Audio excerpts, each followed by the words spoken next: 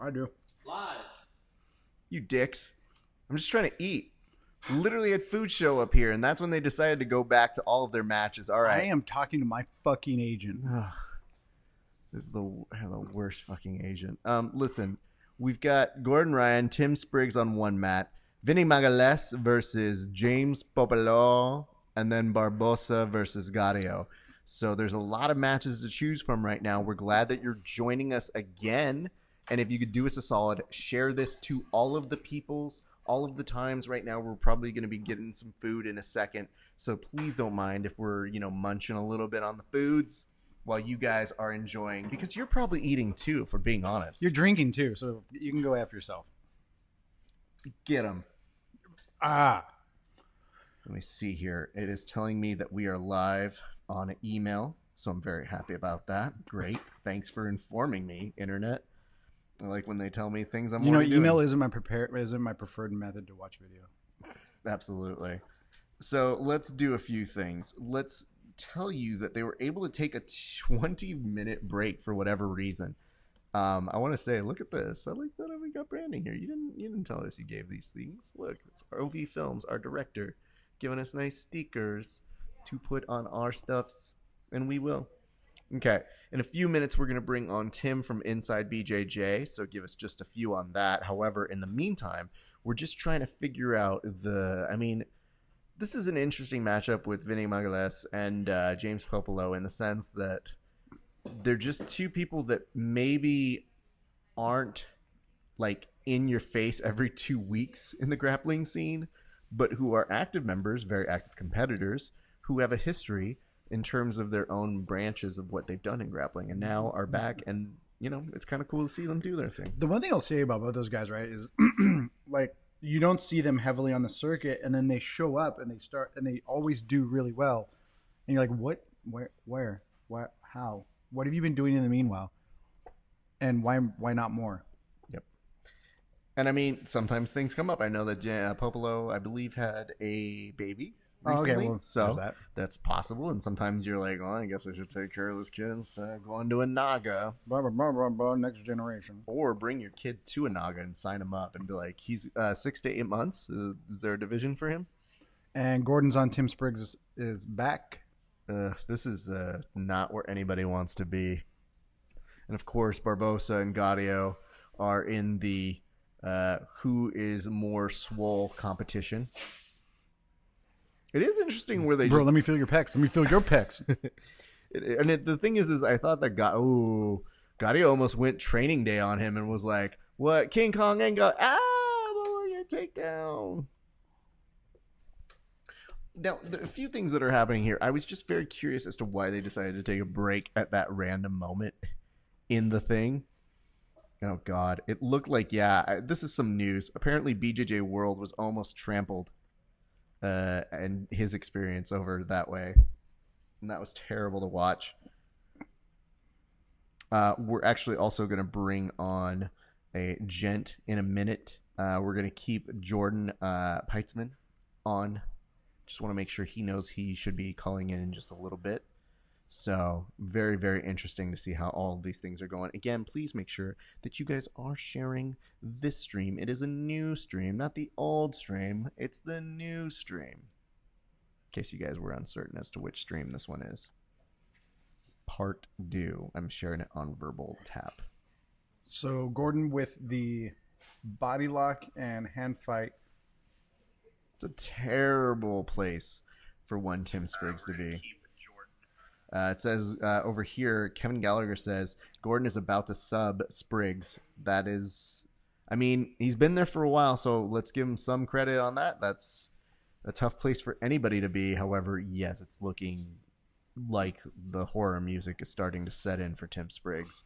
And again, to go back to my whole Danaher instructional thing, that back take, the back attack instructional has been out for a while, so it's not like these are unknown quantities, right? And I think that just at least helps people identify what's being done to them. I'm sure that Gordon and the rest of the Blue Basement crew have a lot more tricks up their sleeves, but at least you're further along. At least other competitors are further along in their understanding of what they're doing and what they're attacking. Yeah. So it makes this, it's not necessarily an instantaneous death sentence like it was, say, 5 years ago, 6 years ago. Boof. They'll think about that too, being like, well, now we just know a little bit more than we did a few years ago. Yeah, now we know how they're strangling us. But, still can't stop it. Still a tough place to be in, friends. Magalhaes and Puopolo locked in close guard in a battle of syllables. That's what I was thinking about. Do you pronounce it Magalhaes or Magalhaes or Magala? I pronounce it Umakashe Makamakoshan. Thank you. That's the correct pronunciation. I'm glad somebody does it. I know this. I saw that. It's just so difficult for me in the sense that when I do see people bring up Vinny's name, they are referring to it as the name given by one, Uncle Renatch. So everybody just goes, yeah, that's what it is. Cool. I love that he's become the arbiter. Well, it was like the senior correspondent for Big Butts and awkward, broken Pahada English. By the way, everyone, if you're at work, probably not the best place to check Uncle Renatch's Instagram. Like, have you done that a couple times? I've scrolled and I see the Renatch Laurent, and then I just see a ponytail, and it's a quick swipe up. Oh no, that's a good choice. I always tell people, like, oh man, Uncle Renatch he's so ridiculous, but he's Uncle Renatch. You know what's weird is you always think like certain people get grandfathered into certain things. Right. I always love like he's essentially grandfathered in before getting canceled. Gordon now is getting closer in on that rear naked strangle, which is what they refer to it. They don't call it chokes because they're. So let's see if he does get that. It was a very gingerly tap by one Tim Spriggs, who, to his credit, put up with a lot of that for a good amount of time.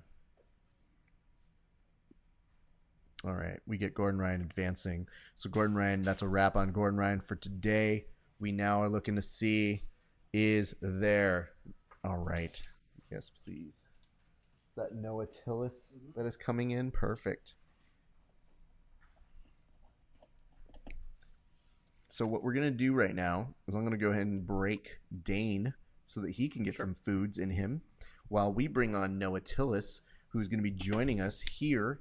And then in a few minutes, we're also going to bring on our good friend, Tim Freeman. So a lot coming up for you guys. Let's go ahead and give Dane a nice round of applause. Thanks, everyone. Dane, we'll see you. Go get some food. All right, so Dane is going to get some food. We will be bringing on our guest. This gentleman, he's got interesting glasses. I'll give him that. He is, he's a frenemy, one might say. He's somebody who I generally enjoy, but I've also rooted against at times. It just depends on the day is really what it comes down to. He has a gym out here in the Southern California region. It's called TILLIS BJJ. In case you are ignorant and have not been there, I would highly suggest you go there. But ladies and gentlemen, please welcome our good friend, Noah Tillis. Noah, come on in. Where the fuck did you think I was? Oh, did you? Oh, look at you. I've never had kombucha. Come over this way, dude. Just step on over, dude. I've never had kombucha. Why did you bring me? That's really sweet of you. I didn't expect you to be so nice. You never show up to a party empty-handed. Oh, that's really sweet. Would you have brought beer if it was late at night? It's alcoholic kombucha. Oh, is it real? I didn't know you could do that. What? First of all, I've never had kombucha. Second of all, no one told me it had alcohol in it. You didn't tell me that. You're in charge of these things. 6%, Doug. 6%? Oh, okay. Then I'm about to get something fucked up, girl. All right. So here's what's going on right now. What we do, no. Flow grappling every once in a while does some bullshit that it just resets. Were you watching any of the stream? Yeah, a little bit. Okay, what has been a standout to you so far? Nicky Rodriguez. Nicky Rodriguez? Yeah. Did you enjoy his match with one Orlando Sanchez? Yeah, it's hard because Orlando's a buddy of mine, but I picked Nicky as the dark horse. So. Whoa, what kind of buddy are you, sir? Just casual acquaintances. Is Orlando going to come after you? I didn't root against him. I'm just saying you picked against him. No, I just said Nicky was a dark horse. Oh, He's tough. That, like you said, wrestling and leg locks. That's Abu Dhabi. That is Abu Dhabi, my friend. All right, so Nicky's been a standout. Anybody else has been a standout? Question mark. Red, Richard Alacron. Man, so happy for him. So dude. happy. Yeah, I've known Red since we were kids. So we wrestled together, did jiu-jitsu until we were like orange belts. So he's kicking ass. It's funny because I've seen Red very quietly build steam over time. Yeah. And it feels like this was the year he exploded. Yeah. Well, he'd been training since he was like 7, 8 years old, but he went and wrestled for so long, and he had to gradually into jiu-jitsu, but yep. He went and wrestled at Citadel, so he's world class. Okay, well, let's do this. We actually have somebody Skyping in, one of our friends, Quentin Rosenzweig, who is, I believe, I'm just double checking over here. We have one of Murillo Santana's going. Yeah, dude, this is when it's all super intense. Like, this is when it's hard to keep up with everybody. Oh yeah, Murillo's gonna. You think Murillo's gonna take it? I think Murillo's gonna beat John. Okay. All right, that's interesting to know. We'll come back to that in a second. What's very, very cool to see on this stream is, so now, that first round goes, and now we're in a place where it's just kind of like everything I feel can change very quickly within this, because whoever goes now is going to the semifinals in all of these. So it's like John had a real big upset win over Rustam. Mm-hmm. And so now, saw that going. Do you feel that he is embracing that momentum? Like, as a competitor, does that make you feel like, okay, cool, I've got that first win, now I can go? I think he's the underdog. So for him to get that win, he's riding it in. But the bad part is, I think Murillo neutralizes a lot of. Cheers. First of all, this is very sweet of you. Thank you. Murillo's an OG, and his close guard, I think he neutralizes the leg locks. And I've trained at Unity, and those guys are killers, dude. And it's not. They're training leg lock series. They're going heel hooks all day. So you can pull us closer, dude. It's not anything he hasn't seen, and I think he neutralizes it with close guard. Yeah, I mean, John. He's got to get there first, though, right? It's interesting because John is powerful, and I think he has moments of explosiveness that become hard to deal with for some people. Yeah, Murillo's just very experienced. Yeah, he is. And it's very difficult to, I think, surprise him, is I think part of what you're alluding to as well. Yeah, he's not going to get surprised with one of these leg laces.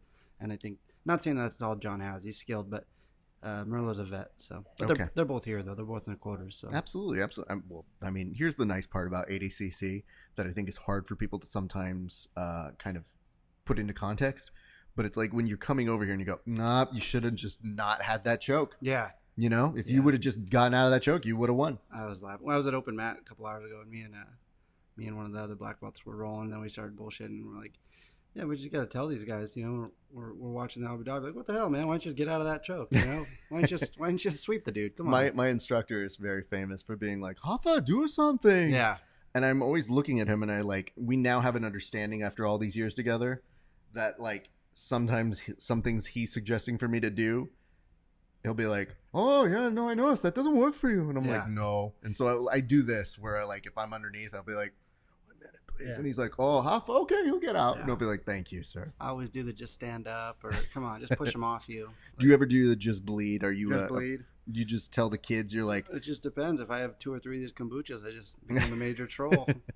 So no, you also look very lean right now, man. So has that been coming from no, see, here's the thing, I have such a hard time when people are doing the like start to flex. Yeah, no, thing. I'm looking pretty good. Yeah, I said you look good. I don't know that I said pretty good. I look better. Oh. I look less fat. That one's too easy. Yes, dude, you look like you've cut a little bit. You look like you're back. I know that sometimes training comes in and out. I know sometimes you have injuries here and there that kind of prohibit that sort of a thing. Yeah. But I think that you were in a good space right now.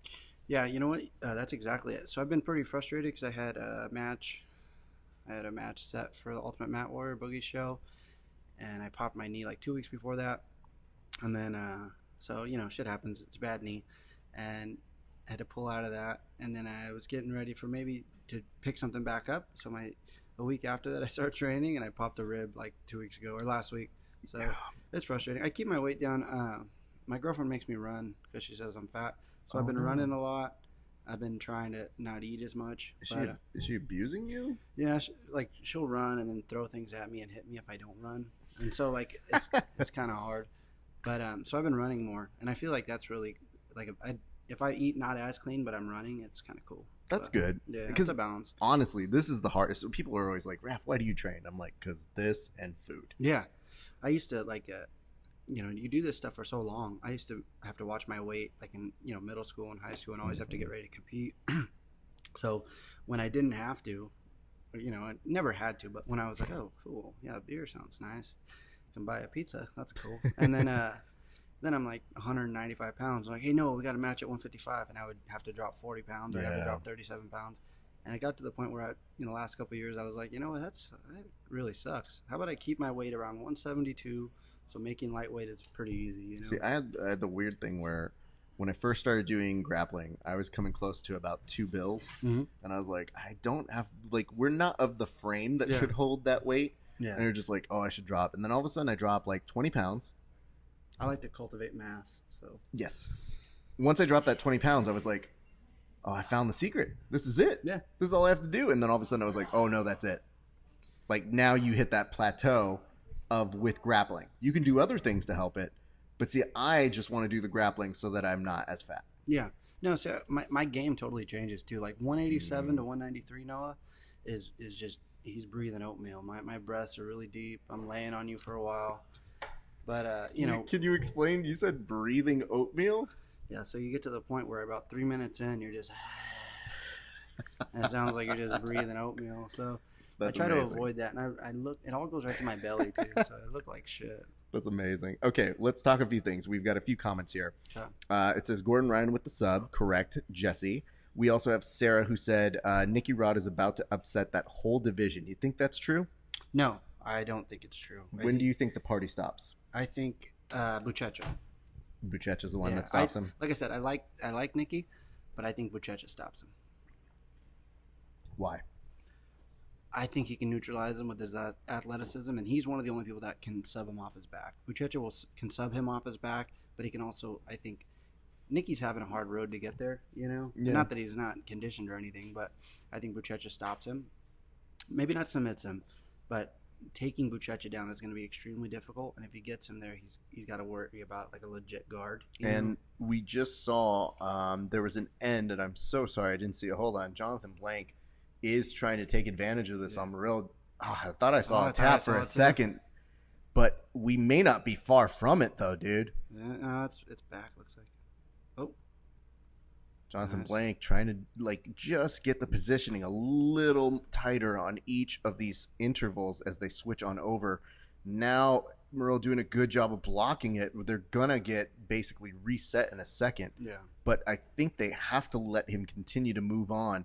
There is a boot on that leg that just is keeping it at bay for just ever so slightly, but it's close. It doesn't look like they're... He's not close to getting at his knee line at all. It's either. more so close to making them not have to reset them.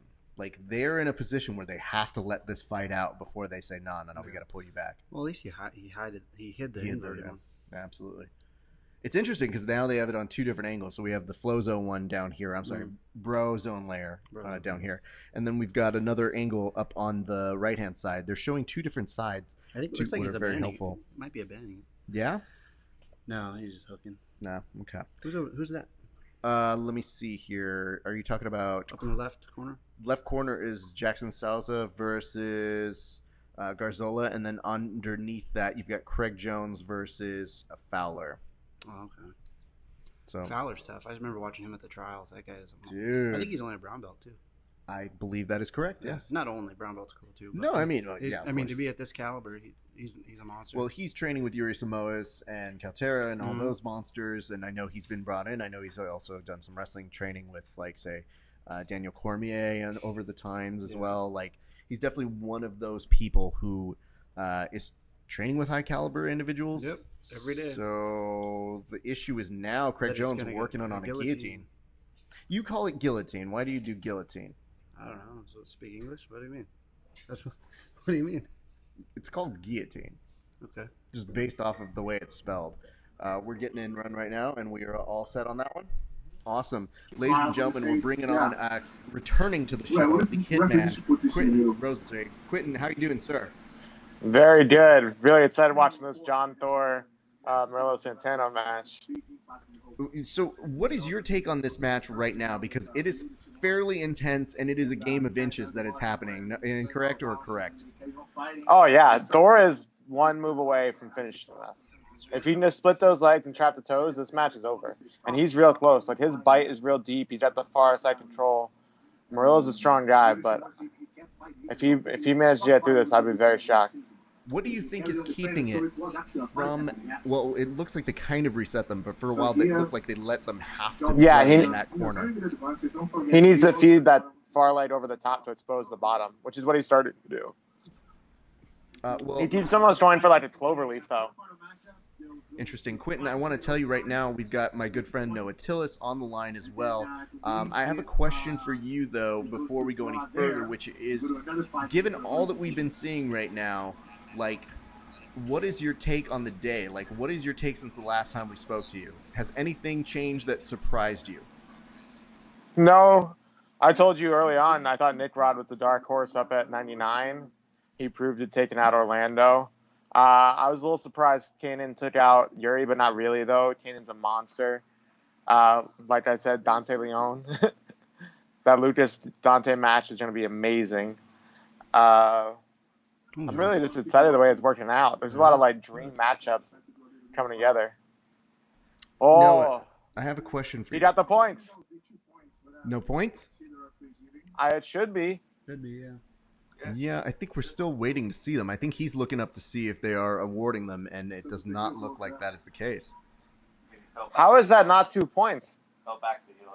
Noah, you want to field that one? It should be. Yeah, it should be. That should be 2.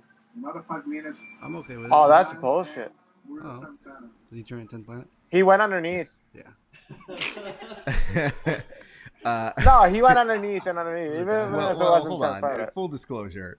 Quentin is a man of many talents. He does train occasionally, with the 10th Planet crew. So, yeah, he's 10th Planet. But, this is bullshit. I just want to make sure that we're being fair to all Noah TILLIS. Don't be rude. So, Noah, do you have a question for Quentin? Quentin's been in charge mostly of our 88 kg, but he's also kind of surveying the law of the land. We have a lot of the guys assigned to one category each. Do you have any questions for our 88 expert right now? He's a veteran as well. I don't even know who's in You don't know who's in the 88? Josh Hinger? Josh Hinger's in there? Josh Hinger won his first match pretty convincingly. Craig Jones is in there. Rose Santana and Thor. I'm going to think Denise and Jones in the final. So knowing that, where you're over Denise already out, or is he? I think he's still in. Yeah, I'm going to say Denise and Craig in the final. Denise and Craig? What if you feel like That's not a bad guess. I think Thor and Craig would be an interesting matchup if Thor gets through Murillo here. Murillo also, like, I've heard from the training room, Murillo is like one of the best guys in the world. It just doesn't always show when he competes. So if he just finds his stride, he might be somebody to watch. Now, what is it, though, Quentin, that you've seen? I didn't get a chance to ask you your thoughts on the littler guys, if you would, the 77 and the 66. And I know you weren't assigned to them, but we've seen a lot of that happening. What caught your eye, if at all, on any of that? There was a lot of questionable matches and the points that were awarded. I knew the Nicky Ryan one with Jamil Hill. I thought that was a bit questionable. Did you think that Jamil won that one? Is what you're alluding to? No, I thought it should have went to overtime. I think they prematurely awarded the points to Nicky because they didn't do the same in other matchups. Because there were a few that went on the outside. Yeah. Well, even the Yuri match too. That was a little crazy how they restarted him on the back. But 77's really interesting with JT. JT's a monster. Dante's a monster. Lucas Lepre. That's murderer's row right there. I like this. So Kimberly Garland just said kombucha with a heart. Yeah, she's the one that makes me run. She's the one that makes you run? Yeah. Well, it's paying off. Yeah. You're normally a little bit bigger. I know you really can't see him, Quentin, but He used to be bigger. You know what I mean? So, like, we're happy that he's making some improvements in his life. 256, my goodness.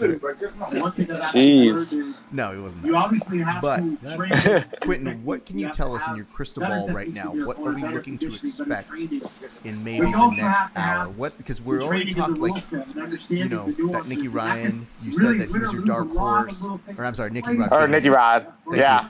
You said that he I was the think he dark has a horse. game What to do you beat got left for us Cyborg, in the too. crystal ball department, sir? I think Dante's gonna upset Lucas. I don't think Lucas is gonna be able to handle Dante's strength. That Okay. dude is real strong for 77 kilos. Who does Nicky Ryan have next at 66? What's that? Who did Nicky Ryan or? Who does Nicky Ryan have next at 66? I have our bracket master, aka our director, looking into it right now, and it does look like we have a Griselda advancing over Jackson Salza. No. Really? Yeah, Griselda beat Paulo my Miao, buddy I Paul believe, is who earlier. will be taking on the second round, sir. Ooh, that's a hard one. I'm gonna pick Paulo to beat Nicky there. I think. Okay. All right. Well, I think whoever wins that will probably win that division. yeah. Interesting. We have a nod from Dane over on the side right now. So I can't help but say this: if that was the one that you think is the one that you are predicting, what are you most looking forward to next, sir?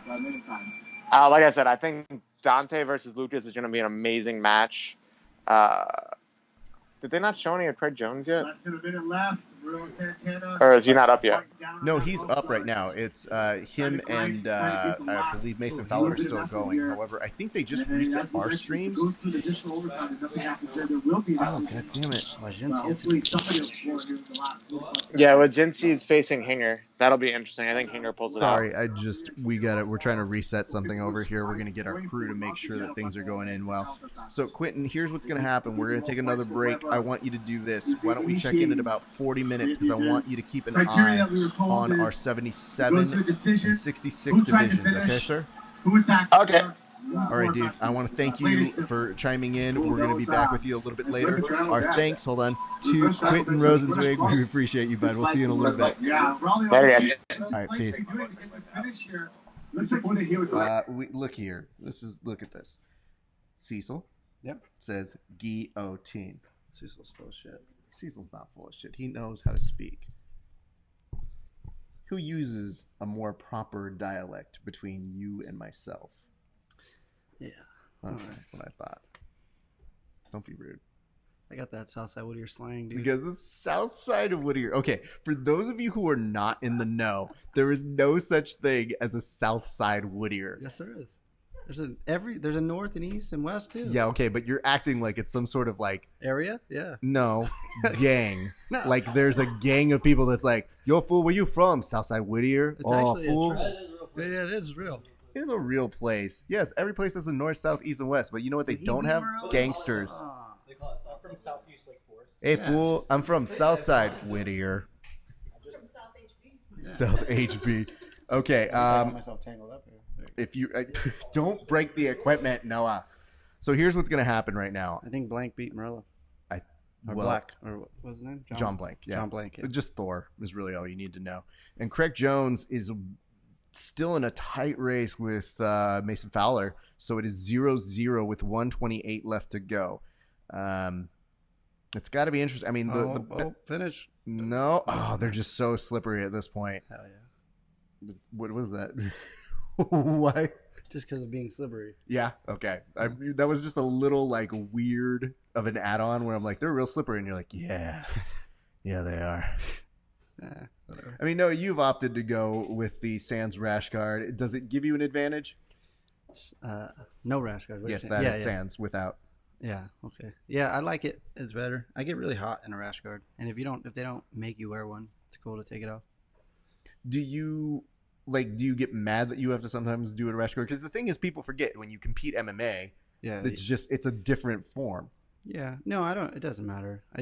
There's been times where I'll have a match and it's lasting a long time, and then I take my rash guard off like mid match, or like when there's if we go out of bounds. Yep. So I just try to take it off early so it's preventable. You catch him? No. Oh, he caught him? Shit, guillotine. There it is. with 2 seconds left to. Oh no, sorry, 32 seconds left to go in that. Way to go, Craig Jones, and Gordon Ryan just giving him the googly eyes over on the side. Mason Fowler is somebody who is a machine. I'm very, very happy that he had a good showing here today.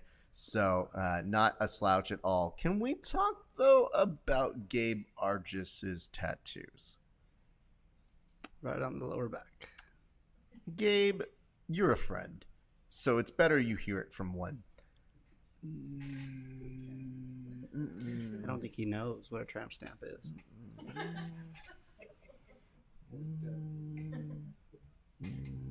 Oh, there it is. Nice. Do you have a receipt for them? I guess is kind of like Adam, my question. Take that, son of a bitch. So here's what's going to happen. We have Tim Freeman that is going to be joining us in a little bit, but I'm going to take a little personal vacay time because Fatty got to eat. So Dane, if you wouldn't mind doing the honors with Noah to continue on as Raph goes to get some delicious Mexican food. I'll be back in a moment. Shut up. Oh, I thought it was deep.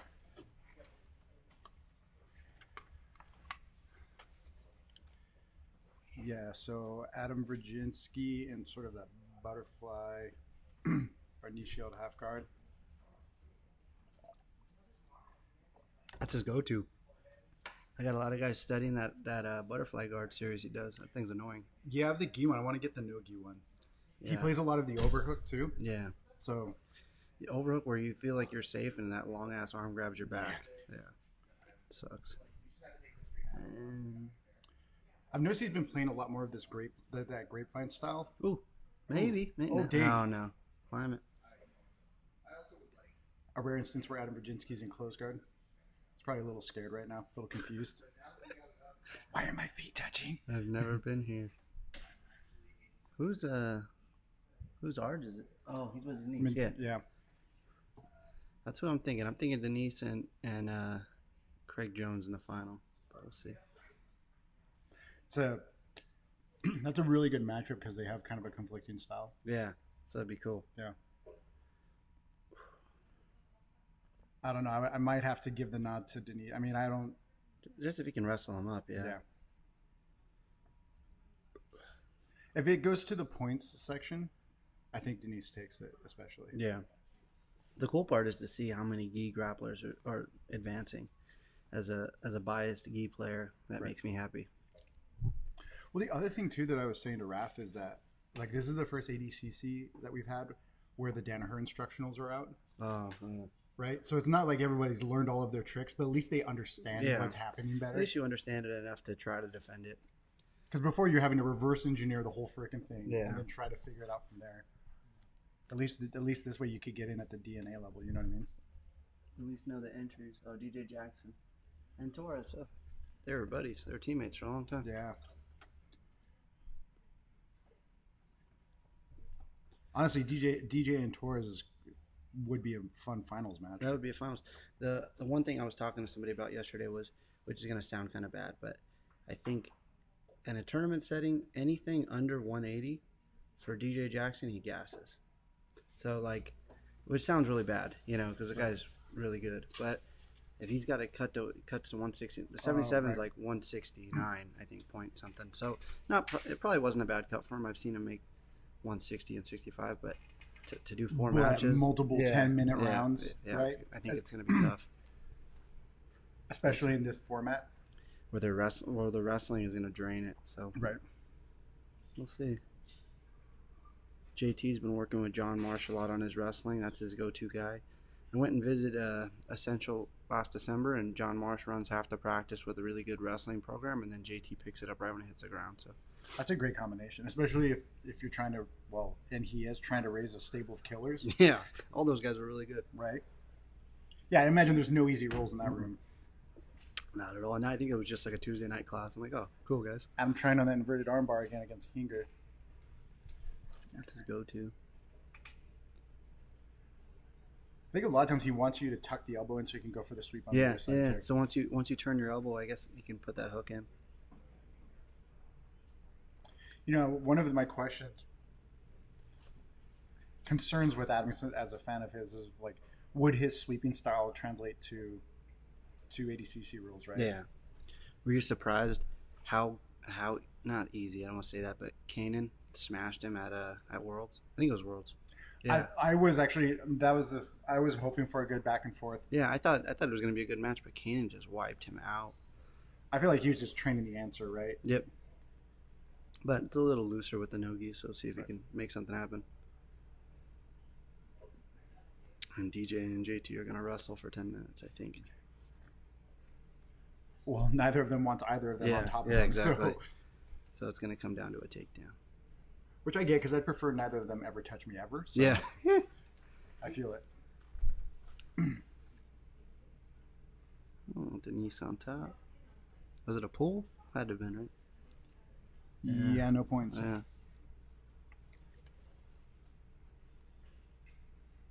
Ooh, It's a nice elevation. yeah. And he's in top half now. Nice.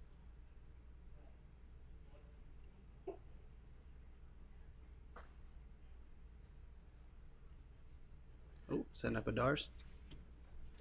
Um, Looks like Hinger's setting up a Dars.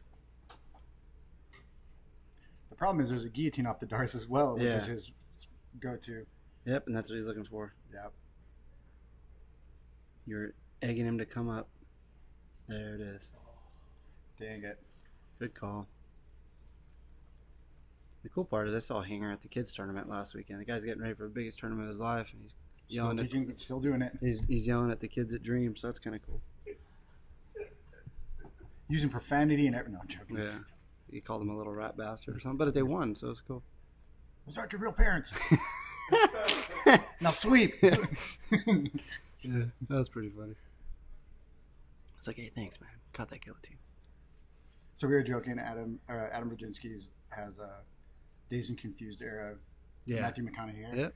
So when he won, he was all right, all right, Yeah. all right. And then when he lost, all right. Hey, dog in the fight, but this dog don't Ooh, bite. ooh.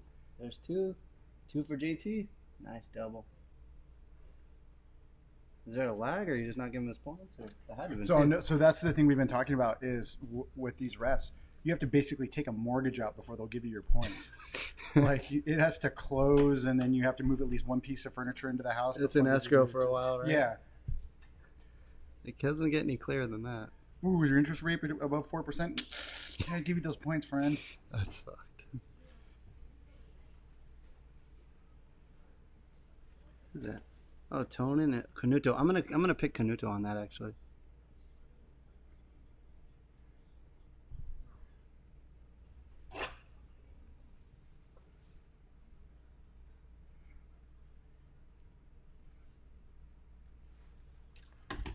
I imagine it like if you had a super fight with Canuto, I imagine it'd be a hard fight to train for because what do you train? Just train for everything and then I trained for like a storm. right, Oh, I guess that was. Ooh, nice throw. just run face first into Hurricane Dorian. Both these guys are gonna be scrambling the whole time. Right.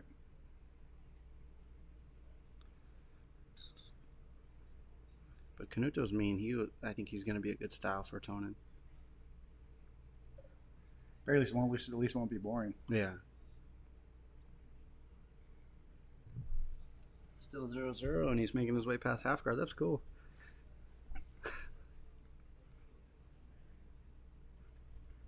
Oh, shit. Out the back door. Nice. So get out of here, bitch. Did you roll with JT when you were out there? I think I did. Yeah, I've known him since we were 15. We competed against each other. We trained when he would come into town. Right. I don't remember if I trained with him. I think we did one round and we drilled.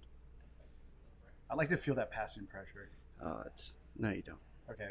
Yeah, the guy's solid all around. For like 3 seconds, I would like to feel that passing pressure. Yeah, he's solid.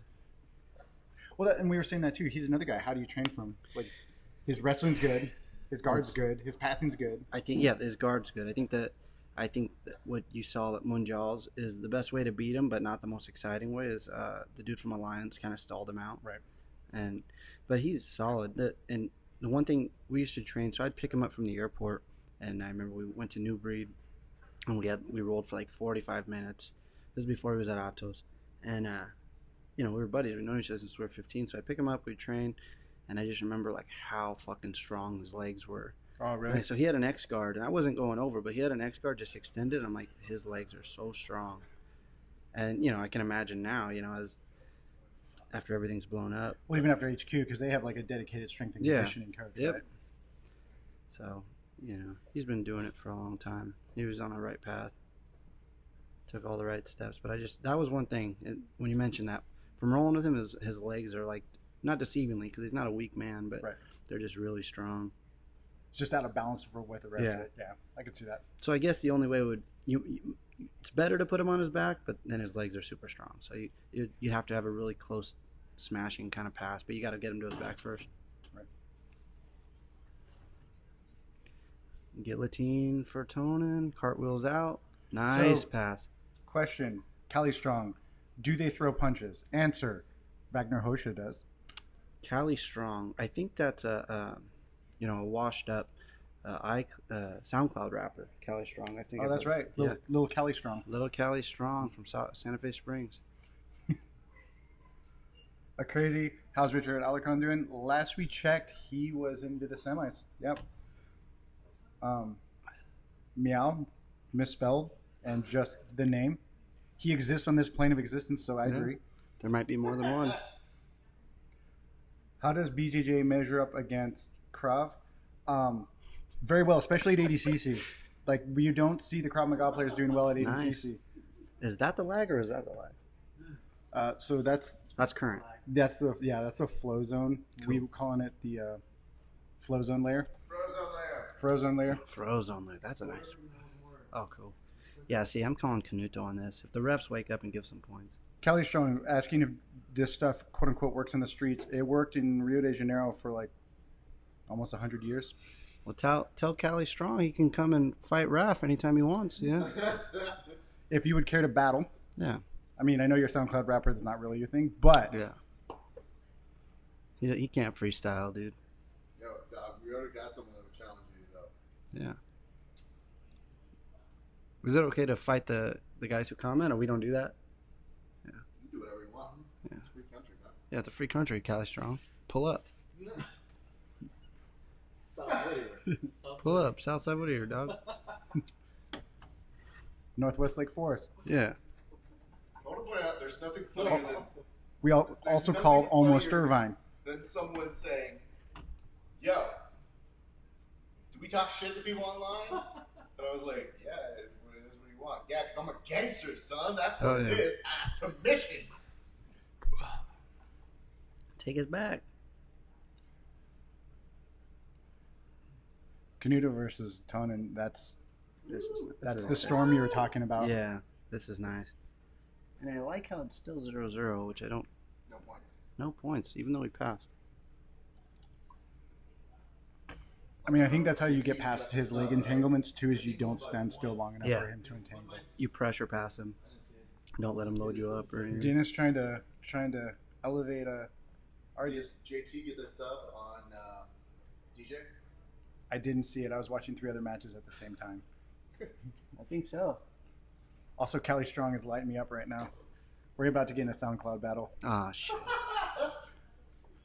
I mean, I'm only spoken word, so it's going to be really political, but it's fine. Bring your biggest gat. I'm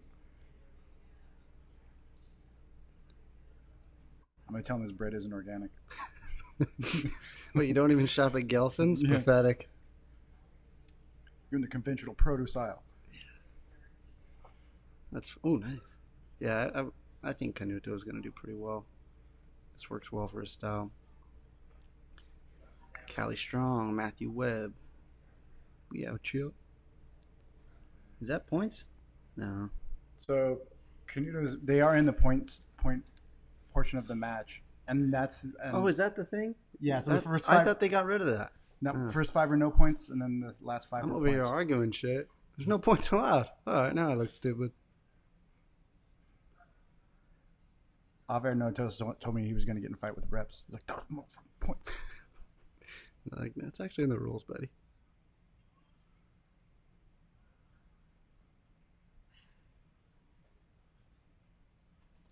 Nice.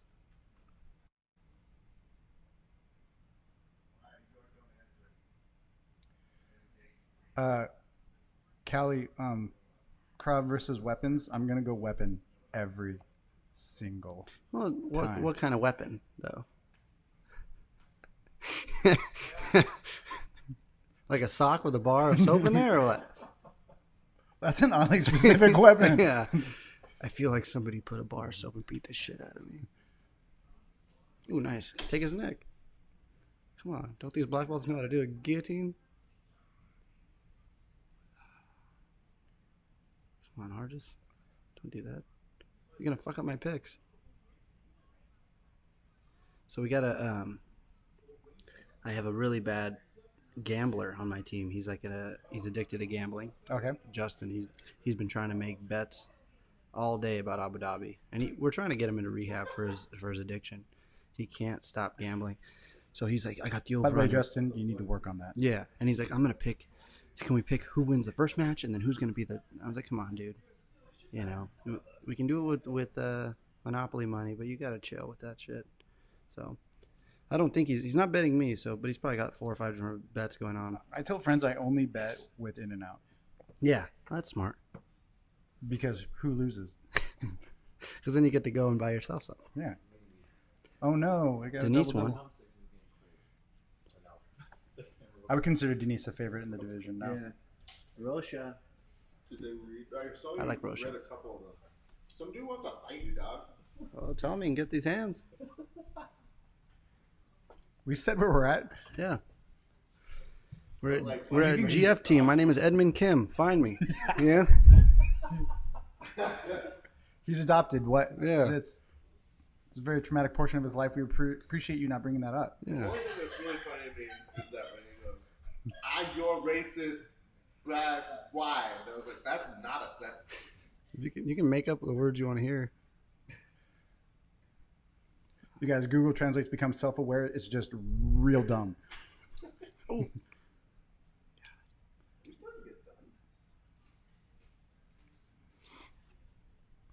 Come on, Canuto, score. Because like they're already at what, 77? And they do the finals tomorrow, right?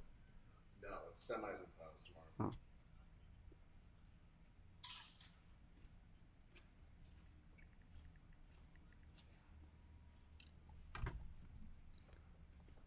Ooh, You may have your phone back. Thank you. don't finish that. Why anyone annoying me? Because you're not speaking actual sentences. Hopefully nothing. Oh, that was awesome. This is Thursday night for Canuto. Grab my leg. Hold it. Go.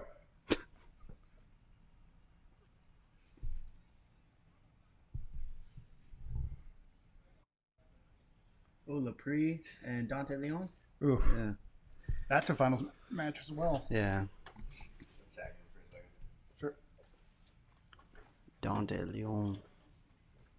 All right, Dante. now we have a few comments. All right. It's getting real interesting. Actually, no, it's on Facebook. YouTube's always a shit show, so that's fine. Okay, here we go. Right side glasses back in.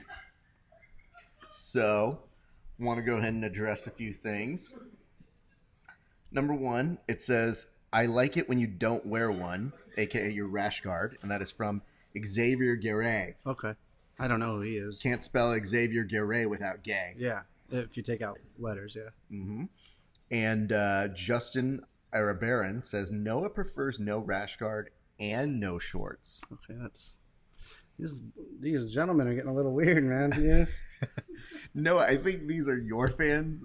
Yeah. So That's what you want to call them. I'm off limits, guys. You know. Is that what you tell yourself? We're not. Yeah. Whatever. Okay. dude. Because I don't, honestly, can't even tell you if it's sexual or not. I think they just want to have their way with you. The best way to think about it is it's just skin. You know. Yeah. It's just skin. Well, I always tell people like this. I go, grappling is gross. Always. Yeah. So what are you going to do? Like when you have a gi, it's not less gross. Yeah. Like it's just sex. You know. So let's see. Kimberly says, "Hi, Corey TILLIS."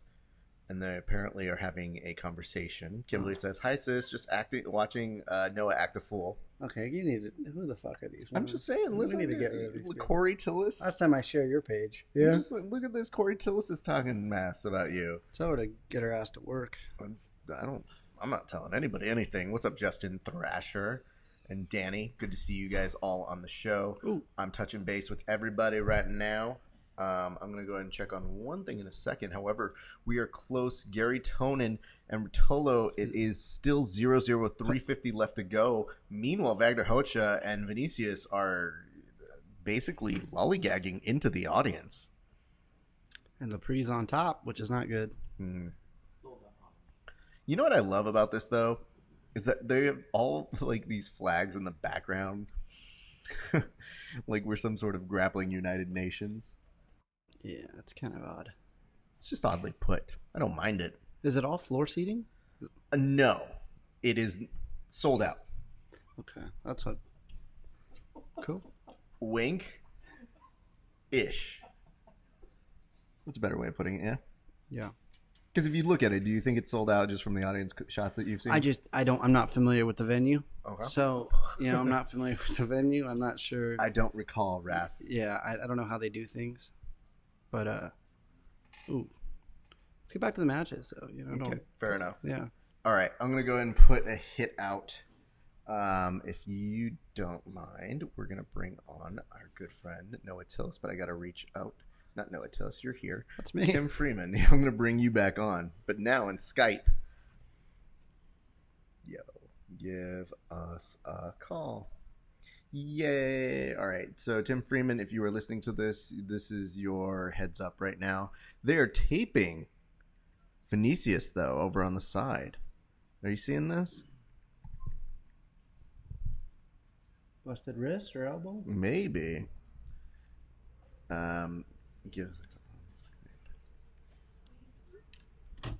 So we are negotiating with one Tim Freeman, who should be giving us a call any second now. And we're going to make sure his stream is coming through nice and tight. However, 2 minutes, and this is overtime with Tonon and Canuto, correct? Is that overtime? What's that? Overtime for them? I believe so. I think Tonon wins the overtime then if nobody scores. Yeah. That's depressing. What do you think Garry's hair most looks like in your brain? West Hollywood. West Hollywood? Okay, Yeah. that's fair. Yeah. What does his beard look like? That's a hard one. He grows a real weird patchy beard. Yeah. So, I guess just bleaching is the best he could do. Is it just that he looks up and he just goes, how can I try to get more attention to myself? Could be. Could be. He's a good grappler. It's okay. I've seen better, if we're being honest. You know what I mean? He's good. He loves America, which is cool. That's the one requirement we ask of our grapplers. Yeah, I love America. You love you some America, you get out. Yeah. Get out. I saw him on, there's a guy named Kirill. I don't know if you guys follow him. Kirill, he does a lot of partying. Yes, I am familiar with Kirill. I saw Gary Tony eat some ass like 2 weeks ago. So that was inappropriate. No, if you know Kirill, that is 100%. That's what they do. They They do. ass. Yeah. But they always talk about it. It's like imagine, for those of you who don't know him, imagine like Ollie G, but instead of an hour and a half with them, it's a lifetime. His name's Fat Ugly Russian or Fat Ugly Jew or something. He's so funny, and he's just like Gary, I want to ask you a question. When you're eating now, do you usually have no? This is serious. My home is very serious. And it's like they hold these conversations forever, and I'm always like, I'm really glad I just see you guys for a couple hours every month or so. He was on Kirill's Snapchat story just wilding. That was cool. So funny.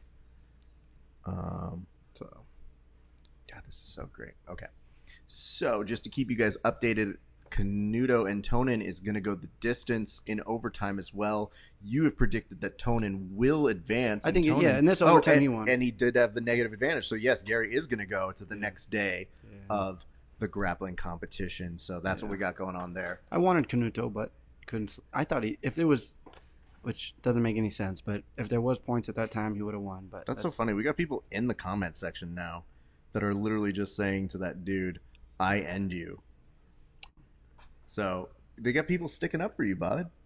Who's gonna end me? Tim Freeman? No, the audience members are going to go and do it. Let's go ahead and bring on our good friend Tim Freeman from the Inside BJJ podcast, which, by the way, still exists. Tim, how are you? I'm doing fantastic. Thank you for that. It's still around. Well, I mean, where have you been? I've been locked away in Stockton for a long time, working on opening up my Inside BJJ Academy. And so as a result, the podcast kind of took a little bit of a backseat, but I'm trying to slowly bring it back and get it out there. So it feels Tell me good. about this, though. The big MFer, though, has been pro wrestling. Like, do you feel like you're losing them? Do you feel like you're losing them to the catch wrestling side of the world, my friend? I feel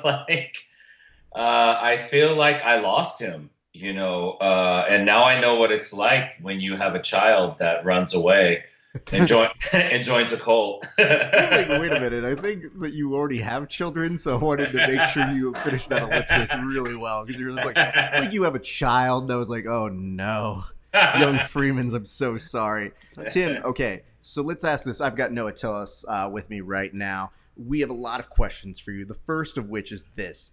Having been retired from jiu-jitsu, grappling, and podcasting for a while, what has surprised you the most? Do you know who these people are still? Retired? What are you talking about, man? You took a long break. You know what that's called? A retirement. I did. Yeah, of course I know who these people are. This is like I think it's the most anticipated ADCC maybe of all time, I would have to say. Like everyone's really excited to watch it. It was pretty stoked.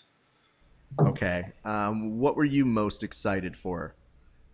I was most excited to see Gordon Ryan. I mean, I'm just being real. He's such a polarizing figure, and he's starting to get some hate, but at the same time, he's the guy that everybody wants to see. Like, if you're going to watch a match, you want to see Gordon's match. So I was really excited to see him today. Did he deliver for you? He's okay. He's all right. He did okay. I was expecting a little bit more. It took him a little while, a little longer than what I thought it would take him to submit his first two opponents. But no, I mean, goddamn, the guy's amazing, right? He gets a sub in his first match, like in a minute and a half or somewhere around there. And then he comes out and beats a super talented Tim Spriggs and, makes it look like not that hard, Didn't you just have Tim Spriggs on your show recently?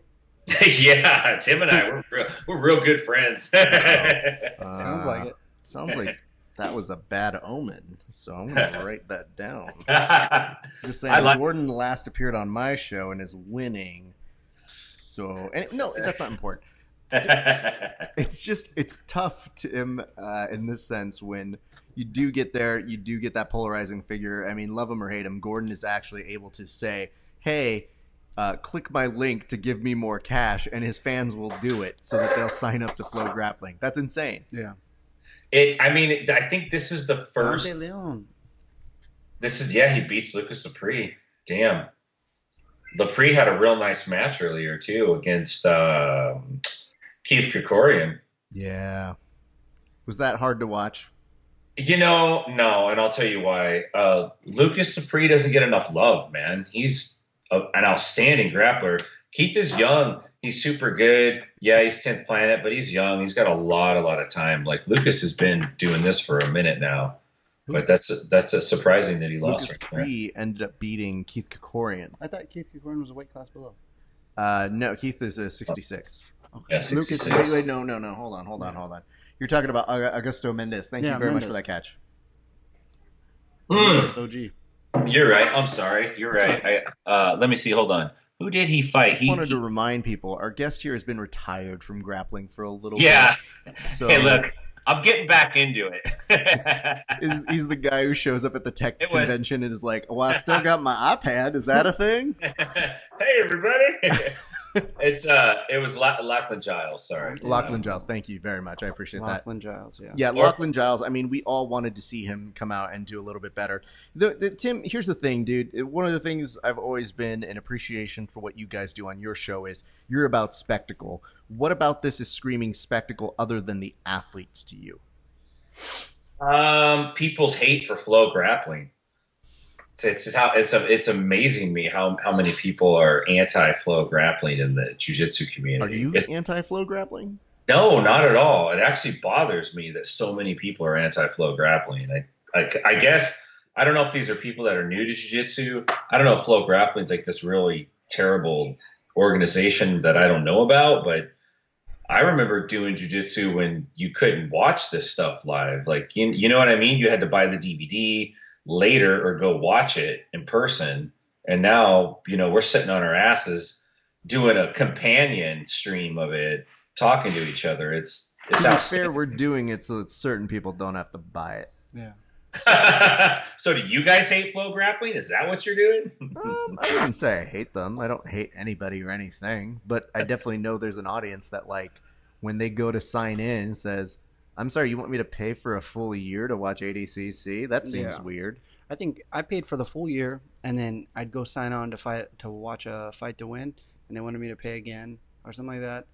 And so I have a love-hate relationship. Same with you. I remember doing jiu-jitsu, and we would all watch VHSs together, or we would all, like, even before YouTube came out, we'd be watching videos. So it's nice to have the outlet, but I think there's a lot of better things they can do. They can fix a lot of the things they're doing, but it is nice to have that outlet. But jiu-jitsu is a rich man's sport.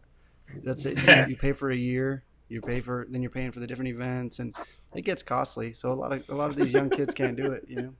I want to take one of our comments just real quick before I get your response here, Tim. Yeah. Just to show you the shit show that is our YouTube feed. This is out of context, and I want to make sure that people know it because I have the option to show it or hide it. You should show it. Oh, I'm probably going to show it, but this gentleman who's been critiquing and chiming in just says, I like eat ass very loud. And I never read a combination of words not only fail the English language, but just ironically come into a sense of beautiful syllogism of, wow, yeah, you do. Good for you, bud. Probably doesn't, but. I'm sorry, Tim, I was cutting you off. What were you about to say in terms of the love you do have? The love I do have for what? I'm sorry. Flow I don't even remember what. You were just waxing poetic on them. I don't know if I love it, but, like, okay, I love Seth. I love Seth Daniels and what he's doing on Fight to Win, and I want to watch those. Yeah, Seth is cool. And every weekend, like, look, he's overrated, but that's okay. I mean, he's like getting a little sidetracked with judo, but we're gonna forgive him for that. But if you look at the two, like, Fight to Win 128, 129 coming up, the main events on those cards are awesome, dude. Yeah. And we're going to get to watch those. And people are bitching about flow grappling. Like, come on. I'll say it to you like this. I think it's interesting to bring up Seth. I mean, he's had a very interesting week. He's made some memes, which are interesting. I love seeing amateurs make memes, mostly because I look at them in, like, an ability to go, man, not only are you bad at stylizing a meme in terms of how you put it out there, but also how you approach humor. But anyway, the thing that is problematic that I would say what Seth is doing that we made an example of this week, which is, that brash personality for Dana White light is interesting to do. Now, while I hope them a lot of success for this because it's good for the grapplers, I would say that the brash personality in terms of being an a-hole, it's been done and better. Yeah, but I mean, on the other end of the spectrum, what do you have? You have a bunch of Brazilians that love everybody. I love everybody. I run IBJJF. It's all great. So then, you got Seth out there talking shit and saying what he thinks. Like, I'm down with that. I think it's okay. Oh, it's cool. I mean, some people like beautiful language, and other people I like eat ass very loud. So, it's just what your preference is. And I get that you're an I like eat ass very loud kind of a person, and I commend you for that. I don't know that I want to be around you when you say things like that because I don't know where you've been. What's this guy's name that said that? Oh, he knows who he is. In fact, I'll just show it. I'm surprised you're not watching foreign French films right now. You're such a cultured individual. I like eat ass. Cultured swine. I just want to make sure no cultured individual is ever going to respond to a comment section so I can get grimy when I need to, but I'm just not an idiot, which is the biggest thing that is a difference. So Tim, wait. What's so outstanding about that comment is that the way he quantified the way he eats ass is with a sound. Right? He didn't even say. Is that He King said- Cali or whatever again? Loud. It's loud. That's how I do it. it's just, It's loud. That's the only way to describe it. It's loud. what it is in part is that it's kind of like the scene in Coming to America where it's like, yes, fuck you too. Yes, Mr. Fuck You Man. So it's very much like that. Tim, let me ask, what is in store for Inside BJJ? Because I see that you guys are bringing back some good guests, and I see that you guys are aggressively coming back. And honestly, you don't have to. I mean, other people are doing your job. But, like, what is there? Because, I mean, you guys have done a lot of podcasts. And here's the thing. You and us, we're essentially, don't touch me. You and us, we're essentially the OGs of this, man. And there's a lot of new kids coming in day by day who want to do podcasts and want to change it up, man. We got a lot of athletes coming in who want to do podcasts, man. Follow wins. Yeah, I mean, there's a couple guys doing podcasts. Like Keenan Ivory Cornelius has a podcast. Josh Hinger, they're doing some stuff. It's good. I like it. I think there's room for everybody. I don't know. I'm just kind of doing whatever I want to do now, if that makes sense. Like before, I was trying to do a show and it was fun, but now I'm just doing whatever the fuck I want to do. So if I want to talk to somebody, I talk to them, and if I don't, I don't. Yeah. I think they're teammates. I like the idea that you've come to like your Kelly Clarkson being like, I did a couple studio albums for the man. And now I'm all about my music. I wrote these songs. They're about nature. I like how you referenced me as Kelly Clarkson. That's so. If I'm Kelly Clarkson, then what are you? You Josh Grogan? Like who? God, never. You know what the worst part is? Is like there are some people who never register on my level where I go, yeah, I don't know a Josh Groban. I know he exists, but he's in a different bubble. And then the minute he gets a sitcom, I go, you go somewhere else, sir.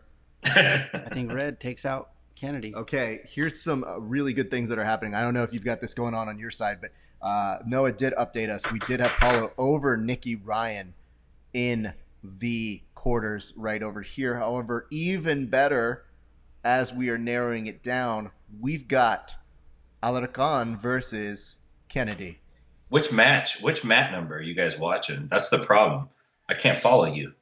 It's okay. Not one. We are on mat 1 right now. Mat 1. There's a couple more mats that are going on right now. Is Wagner still going? No, that did finish. You got a Rotolo taking on Mananovi. You want to stretch that out? Okay, my producer's trying to tell me how to do my job. Rotolo and Motovi, those are teammates from Atos, I believe. You have to fight your teammate before the semis, I believe. So I like that. I like that. That's cool, right? Yeah, that's cool. Yeah. Well, Tim, I'm very excited for what you've got coming up next, my man. Can we count on you to maybe come back maybe tomorrow to talk some more grappling with us? You guys are really scraping the bottom of the barrel, huh? I mean, I have other guests, but I'm doing this as charity work so I can write it off on my taxes that I took in a lesser podcast. But, whatever. You're like, if Phil Baroni doesn't show up tomorrow, can you sub? Is that cool? Then we'll take it. It's so funny because I'm just like, you know what? It's so great. As a fellow pro wrestling fan, is looking over at Matt living his dream, and then being like, "Yo, dude, I know kayfabe, we're supposed to hate each other, but I'm so happy you just get to go and pretend beat the fuck out of people all weekend long with a person who really wants to beat the fuck out of you." Yeah, it's pretty crazy, dude. He's really gone balls deep into the pro wrestling world. Yeah, he's full in, dude. He joined the gang, dude. Like, there's no getting out. They're gonna have to jump him out if he gets out now at this point. So, Tiger out of the cage. Love it. That's one of the best things that you can see, though, is just him enjoying himself. He's getting out there. He seems to be getting good heat, and I love there's a certain thing that happens with pro wrestlers when they know they're not getting the crowd response they're supposed to get, that they like work for it. I think that is my favorite thing about watching a clip with Matt in it, where I go, yeah, he didn't like that response. It wasn't enough booze, so he's just trying to be like, yeah, and I hate kids too. Right? Whenever you watch pro wrestling, there's people are watching for multiple reasons. You know, some people are actually watching the fighting. Some people are, you know, watching the drama. Then other people are actually watching the wrestlers and their technical ability in terms of working the crowd and hitting their spots and all that kind of shit. So it's pretty cool, man. He seems to really enjoy what he's doing right now. Well, I'm happy for him. Yeah. Well, listen, Tim, we're going to let you go for now, but I thank you for coming on the show, my man. It is good seeing you. I'm glad you're back on, and, you know, we'll keep you around for tomorrow and let us know what's good, my man. Thank you. Hey, you guys are doing a great job. I've been watching you on and off during the day, so outstanding, man. Appreciate, my friend. All right, dude. We will see you a little bit later, Tim. Okay, bud. All right, thanks. Bye. Puopolo almost had that choke. Did he? How did he miss it though, or how did he? He didn't not secure get it? the hooks. Boo. When you watch this, how much of this are you looking at and going like, "Oh, I should teach that on Monday"? It's hard. Like we talked about, all these guys are world class, so there's nothing you're gonna say. I'm not saying you're gonna sit there and like tell your class like, "Listen, these bums at ADCC really like Wagner really should have done this." No, but you know, you go to a tournament. I go to any tournament, and just like you watch the surroundings and be like, you know what? I think as a whole, we should all be doing this differently or that. So, a lot of it, you know, a lot of the no-gi can transfer over differently. So I gotta fine tune different curriculums for it. So watching this is, you watch the best guys in the world grapple. Those are a lot of like key points you can take and just start to seed into the white belts and blue belts and stuff. It's kind of cool. Do you have any particular ADCC memory from all time that like sticks out in your brain? I do. What is that? Actually? I think it was 2000 or 2001. I was in the trials in San Diego. I wasn't competing because I was 10, but I was at the trials. I remember Dean Lister and different John Marston I talked about earlier, but big John Marsh, big wrestler guy from San Diego. All these guys there was a lot of dudes competing. I remember Dean Lister was heel hooking everybody, and it was like a San Diego's trial. And then 2004, I was at the one in Long Beach, and I remember Marcelo and I remember I have a picture with George St. Pierre, and there's just, you know, as a kid, there was a lot of good memories from Abu Dhabi. I never got past the semifinals and trials, and I didn't get to do the last trials because I had a knee injury that kind of plagued me. But you were thinking about doing it? Yeah, absolutely. But I've been injured a lot this year, or the last year and a half, so it's been kind of hard. Puopolo is looking very nice. close on a head and arm triangle. It might actually be. If he can pinch that ear to ear, he might take it. I'm wondering if he's just trying to set it up to maybe take the back here. He's kind of too high, Yeah, something, but like it's a little too crafty. Like anytime somebody's a little too crafty on me, I'm like, I can get out of this way easier than I should be. What are you up to? Submissions in threes. However, look at this beautiful butterfly guard. Kind of work out to that way. So I might appreciate to that.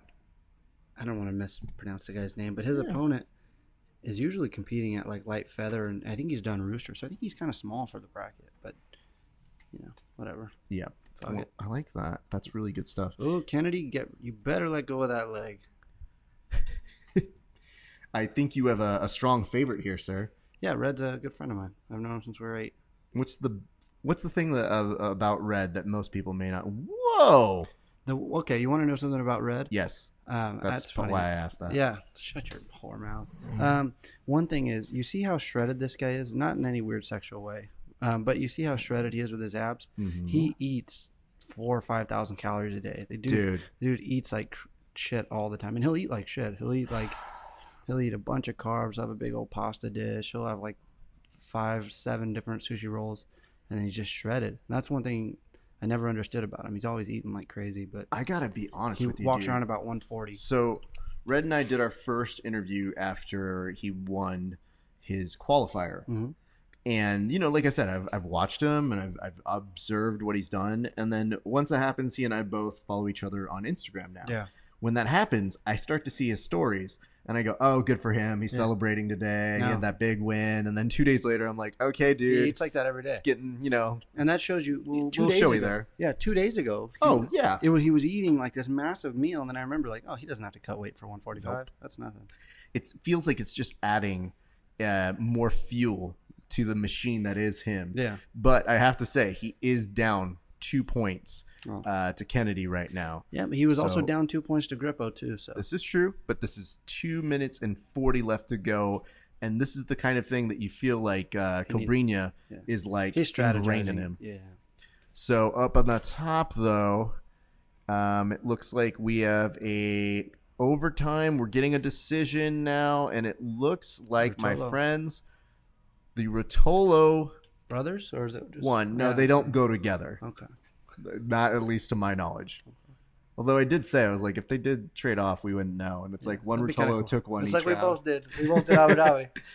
That's the worst part is I've always told people, I'm like, I always feel though that like, oof, Oh, it like just Red's ability to just like move is always so impressive. I do like though Kennedy yeah. setting that up. I feel like Red though has been in very very high profile matches where yeah. people just do those kinds of attacks, He's especially extremely EBI. durable. He's very durable.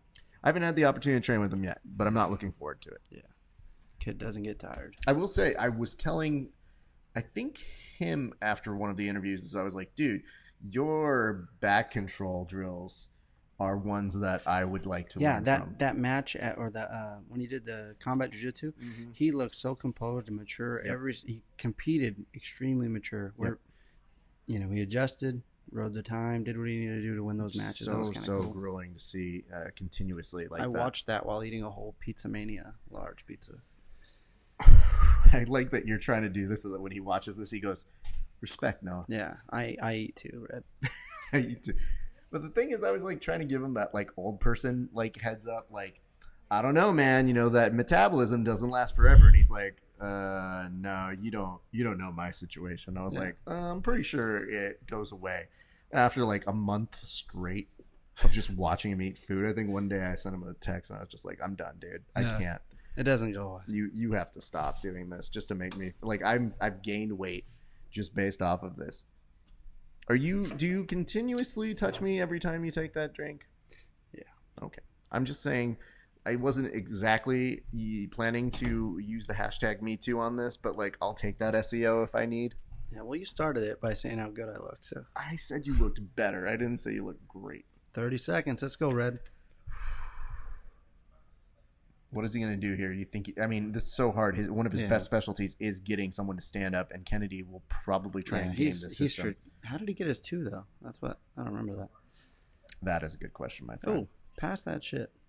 Are we allowed to swear? Yeah, you can swear all you want, man. Cool, man. The Fuck it. the thing, the thing that's really unfortunate here is the fact that Red is going to do all the work to try and like Yeah. pass it. Too little, and too it's late. I just there. think. Yeah.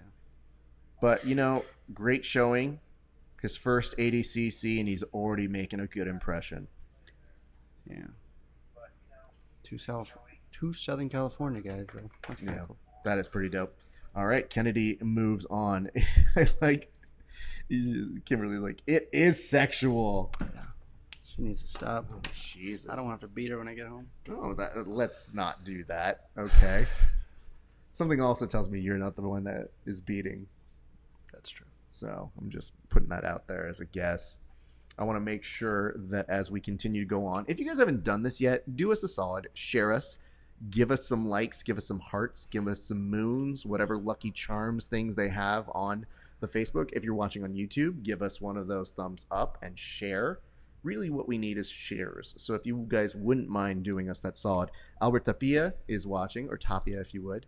And, I'm just saying this, you guys. It would be nice. Albert, don't flex. I mean, Albert was a little disappointed because I wanted to give him a super fight and people be too scared for him. That's how good he is. I was trying to match this dude up and get him some smoke. But I mean, I think here's the nice part. Our good friend Brandon McCatherine has thrown some money my way and said, yo, if you can get somebody to hit like a twister in a roll at the place that we're at here, he would throw some money that way. So Does the other person have to be defending? yeah, I mean, Okay. it has to be a legit roll. But he's like, yo, if they hit a twister. And I was like, I don't know. Maybe we can see if somebody comes here tomorrow because Well, twisters are illegal in Abu Dhabi. that's why he was asking for it. Yeah, that's cool. So, I'm just saying. 2-0, huh? What's that? That match. Yeah. You know what, though? I'm going to send a note over to our good friend Red and just be like, yo, dog, We got you. We got you, bud. You did well. Also, you're welcome to come here if you want, because you don't got shit going on tomorrow, so I'm just saying. That's kind of mean, dude. How does that mean? He wishes he did have something going on tomorrow. I think most people do, but you know, at a certain point, you grow up. You know why? Because it's not going to change. But what can change is talking about an experience and putting that in a time capsule and being like, yo, what you did was compete at the Olympics of our sport, and you did so well. Yeah. You didn't lose. You didn't fall on your face. You impressed people, and you got to ride that momentum, because we're just at the beginning of what promises to be a very, very promising career. This ain't a game. It's not a game, dude. This ain't a fucking Chuck E. Cheese either. What does that mean? It's what it means. It's just, I don't know that most people watch grappling matches and go, you know what this is? A Chuck E. Cheese, man. This has been a real Chuck E. Cheese situation. Is that what you like to say? About sick of your shit. No one asked if you were. You don't really Let's get see some matches. What the fuck? I think the question I have here is, friends. Oh, there we go. There we go. Oh, we got a Quentin Rosenzweig, so let's go ahead and pull him on. Mateus Gabriel. Oh, we're going to make sure his stream's okay, and then we'll pull him on after this. Oh, take it. I like Mateus. You like Mateus? Yeah. He trained at with my buddy Marshall Rodriguez and Igor Rodriguez over in Jacarepaguá, Rio de Janeiro, man. Oh, my goodness. Aren't you super white, though? You're not supposed to be able to do all that. Whatever. I speak good Portuguese. I speak good Portuguese. Oi, tudo bem, cara? Hein? Que porrada?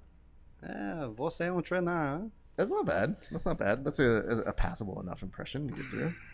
I'm from São Paulo, where the light-skinned Brazilians are. I like that I'm not educated enough to actually give you shit on that. It's just me going like, yeah, sure, whatever. It's true. I like the... That's pretty funny. There's a meme going on right now that says, okay, we are going to be pulling him on in a second, but they just... let me go ahead and put this on as we go to bring him on as well. All right, ladies and gentlemen, returning right now is one Quentin Rosenzweig. Quentin, how are you, man. sir? Pretty good. Setting last round of matchups right there. Yeah, I mean, who knew? I mean, do you feel like the day's been going by fairly quickly? Yes. Some of the matches dragged a little bit there in the middle. Some people really trying to like save themselves, you could see. But what'd I tell you about Dante Leon? I mean, dude. Here's a good news about what you were talking about. At a certain point, it's kind of a 50-50 coin flip, so good job. But I want you to talk about what you saw in him that you knew would make him do that today. It's the environment in which he trains in and the attitude he has. That kid is like all about hard training all day, and they live in a fighter's house. It's him, Gutenberg, Leo Silva. Like, those guys train hard. Like, you go in that room and they do like 6'10s at a time, and it's nothing but world champions. That's interesting. Now, what do you think has been the most consistent attack that you've seen all day? Like, has there been any attacking patterns that you feel are of note at this current ADCC? Because every once in a while there is a little bit of a pattern. There's a lot of arm drags to the back I'm seeing, and a lot of passing options to the back. It looks like your back options are your higher percentage. Like, you're still seeing a few leg locks here and there. Like, Thor had that good attempt on Murillo. Obviously, Craig always looks good, but he got that guillotine on Mason, which was pretty nice right at the end there. I'm surprised how little leg locks you're actually seeing, though. People are electing to wrestle a bit more, which is interesting. Are you at a place now where do you feel this is going better or worse? Or, like, where does this stand in the pantheon of ADCCs? Ooh. I think it's a really entertaining ADCC so far. You have a lot of big egos, a lot of big names. It's going to get real interesting at the end here. See how it plays out. Okay. So who do you have taking this match that's going on right now between Mendes and Gabriel? Wait, they just dropped the coverage on Flow. I thought it was over. Oh, shit. Maybe you're ahead of us because we are with 3 minutes left to go in overtime right now with 0-0. Oh, nice. Like a bitch. Oh, wait, no, they have it on mat 3. Why does Flow Zone cut out before it ends? Dog. Makes no sense. You can't trust the Flow Zone layer. No, you That was can't. nice double unders. Yeah, I mean, honestly, dude, I can't hand out points, but I've just gave that one 100. How do you not get? There's no points. I don't think he established the position, even though he got what would be kind of a takedown. And now Mendes is playing to the crowd and saying, hey, well, you guys aren't cheering enough for me. You half-sold auditorium. What are you talking about? They sold out. Oh, yeah, absolutely, man. I know when I sell out, I have lots of empty seats for people to choose where they want to sit. Listen, that's not what this is about. This is not about them. I just like the idea that they wanted to go ahead and claim that it was sold out just so that you could do it. And the hardest part about telling people that you're sold out from a promoter standpoint is that at some point people are going to see what it looks like. So you can tell us all you want, but on the day of, and if it's not sold out, you go, there's some seats there. Yeah, I think tomorrow will probably be packed out for the finals and stuff like that. Let's I don't hope think so, people. dude. There's probably an Angels game going on or something. Yeah, a lot of grapplers decided, like, what's that one where they touch down in the sports field? Yeah, I want to go to see that one. I do appreciate that. Quentin, let me say this real quick. If you were competing right now and you were there, who is the person that you would want to match up with the most? For 88 kilos? Yep. Craig Jones. Craig Jones? Yeah. I mean, honestly, I think it's the most entertaining matchup at that weight. Craig and I throw very similar styles. I think I have a little bit more aggressive a leg block attack than he does. He throws a little bit more stuff from everywhere, but I think it'd be fun. I would pay to see it. And the nice part about it is I hope that this is absurdly hilarious. No! Don't you dare hurt Sean Williams's laptop computer, you dicks. And you know what? I saw somebody in the background. I don't know if you can zoom in on this guy at some point at home, but there was a dude who literally looked at them as they were edging out near the table and just goes, no, you get away. You get. That's weird. The flow zone Portuguese is going. It's like the Spanish announce table in pro wrestling. It's like, oh no, you know that table's not going to be there by the end of the night. Let me ask this. So you thought that is there somebody in your weight division, whatever it may be at a given time? 77. 70? Sure, okay. Oh, I would never make 45. Well, you wouldn't make 45 for sure, but I mean, so on and so on. So 88. No, but like, I weigh 172 right now, son bitch.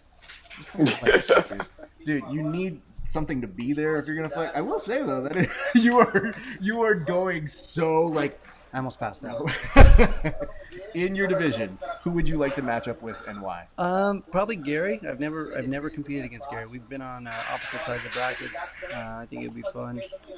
I think I'd be able to put him on his back, but he's got really good leg locks. But all those guys are world class. So any one of those matches, I'm not like I haven't really looked at it too much, but probably Garry. Ian, I'd love to roll with JT. We're buddies, but I wouldn't want to have another match with him. So, but DJ Jackson too, I feel like would be a fun match. I think so too. I think you guys would actually be really fun. Yeah. That would be fun to watch. You don't want to roll with Wagner? Oh no, I protested for that. Remember when Wagner was on Seth about give me a match? Me and him were messaging each other trying to get a match going. I'd like that one because he's mean. I like to be mean. That'd be cool. Yeah, I'd like to bite his he's so fingers sweet off, though. put him It's in so my mouth. unsettling. Like when you speak to him off the mat, you're like, this is not the same person. No, he messaged me. He goes, let's do it. Let's put the match together. I'm like, dude, I'm down. I'll fly myself out to Florida. But it just never happened. Wagner is interesting in the sense that, like, when you look at him and you know that he embraces that sort of violence, do you almost feel better when you have an opponent that you're like okay, he's cool and down with all that? I've gotten in trouble. I've gotten kicked out of matches. I've gotten DQ'd because sometimes you get riled up. You know what I mean? And there's, I like to fight. So sometimes those head chops get a little aggressive. You end up smacking somebody. But he's one that will go the same way. So I think that would be real fun. Actually, that's a good point to bring that guy up. I forgot he existed. So. Well, he's here today on these things. I don't think he's been told you get earlier today, but we did find that our good friend Ray Albert was saying everybody was falling over everybody. There was a curse on mat 3, which is that a lot of people have apparently been given shit over to that third table. And I think with that, they may actually be done for the day. We do have one more guest who's coming in, and I believe we have Kevin who should be Skyping in a little bit as well. But Quentin, I want to ask you just a couple more questions before we close you out for today. So, all in all, if I were to give you 5 words to describe today's action, what would those 5 words be? And it could be a sentence or they could be individual words. Last second. There's The a lot of last last second? second points, a lot of last second submissions. Oh, okay. Like everybody pulled it out at the last second. So if there's one phrase, I would say last second. Did you just get caught up in pull out? Yeah, I giggled a little bit. Yeah, No, but you know what it is? We're going to have to make you watch the tape over here, but you went pull out? Like it was the biggest like bird, squirrel moment. Okay, there were a lot of pullouts. To seeing this, and I know you're in that contention of being somebody who could be in this. Does seeing this make you want to get back to training like immediately? I mean, I'm always in training. I got my match with Gordon on the 19th, so in Cleveland for that King of the Mat. So training doesn't stop. I'm about to head up to Canada to film some stuff with Kent Peters and do some seminars, and I'm out to Austin for my camp for Gordon. That's beautiful. That's going to be really good. Let's make sure to plug those again. So if people are interested in seeing you, you will be at King of the Mats, and that is on October 18th? 19th. That's a 19th. is that a catch wrestling event? No. Okay. No. Oh, It's a jiu-jitsu event in Cleveland. okay, cool. Which, Good luck, dude. Good luck. Well, I was going to say Thanks. good luck, but that's just for going to Cleveland. Good luck in your match, too. Cleveland's not that bad, man. Okay, well, you know. There are worse places in Ohio. I'm very excited for that, man. I'm glad you get that match. And, you know, man, you're always very upbeat and happy, and I know that I could very much depend on you giving us astute analysis throughout the day. So I thank you for your time. We will see you tomorrow, correct, sir? Yes, sir. All right, then. Sir, we thank you so much for your time, Quentin. We very much appreciate you. We will see you tomorrow, sir. All right, see you tomorrow, guys. All right, man, have a good one. All right, we're waiting right now. I am going to go ahead and make a quick little note to our good friend, Senor Kevin Phillips. You can call in, and Kevin's going to be calling. So are the girls done for the day too? Yeah, so The what they- females, I'm sorry, the women. The women, Yes, the women. the womans. The women are done for today because there's only 8 in the category. They only have to do 1 round. They're better than us. That's okay. Just try and pull them on and let's see what it is. Kevin should be all good. Goodness. Okay, let me go ahead and pull them on. Ladies and gentlemen, the co-host of Verbal Tap with me, Kevin Phillips. Wow. Oh, is that what he looks let me like in see. person, huh? Well, yeah, but here's the thing. Kevin is our fashion correspondent. And I just want to ask you real quick. Wait, do I recognize you from the cast of Downton Abbey? What you might recognize is a little thing called a wardrobe change, something many of our fighters sadly have not heard of. Like, oh, I might win and have to fight again today. A chance to make a statement of failed chance. Okay. Kev, you famously told us a lot about fashion earlier in the day, and yet at the same point, you were trying to give warnings to some of these athletes. Are you saying that they didn't adhere to your warnings? Well, your last guest got it right. Last second is how they seem to approach everything, including wardrobe choices. I have some shout outs. There Okay. aren't many. One of them involves Garry Tonon. And when you find yourself shouting out an outfit that has Uncle Sam pointing with Cher on his arm on the back, you're on the wrong side of history, but I'm going to do it. Oh, well, that's good. I mean, here's the thing. One of these days, I feel like Garry is going to make a mistake in fashion that will actually get him on a tabloid magazine. That chip in his head is probably already there. But Paulo Meow looked like a soccer player. Not one you want to date, but one you might want to have You wanna train date your any of kids them? in That's soccer. Okay. I mean, Gio was dressed like a sex dance robot. Finally, I can count on some 10th Planet people to bring a little pizzazz. Kennedy Martial, classic dad look. Am I right? Amanda Levy looked like the villain from Gangs of New York. She had the Okay. Daniel Day-Lewis pants on, and I dug it. Okay. I Gabby remember that. Garcia, I have some advice. If we're No. not going to be the favorite of the event, and I'm talking about from a congeniality perspective, Ooh. maybe just embrace it.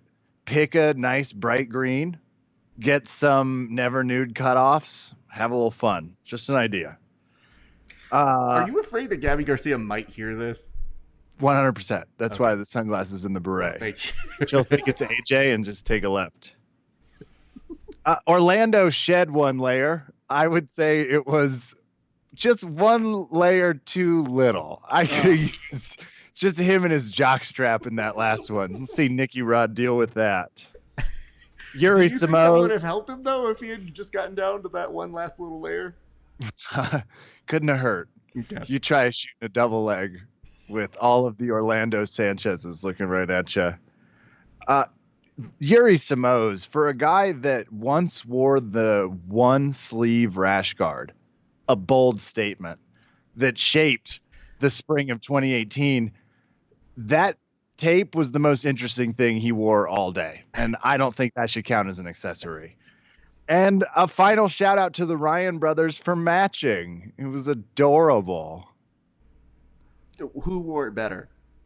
Oh, undeniably Gordon. And it's not so much Gordon that wore his, it's the muscles that wore it better. No testing ADCC. Are you saying their steroids wore Wore it it. better? Wow, pow, I don't boom, care. Take Stop that, Gordon. filling out that outfit. And when you fill it out like that, put whatever you want in your body. It's my motto.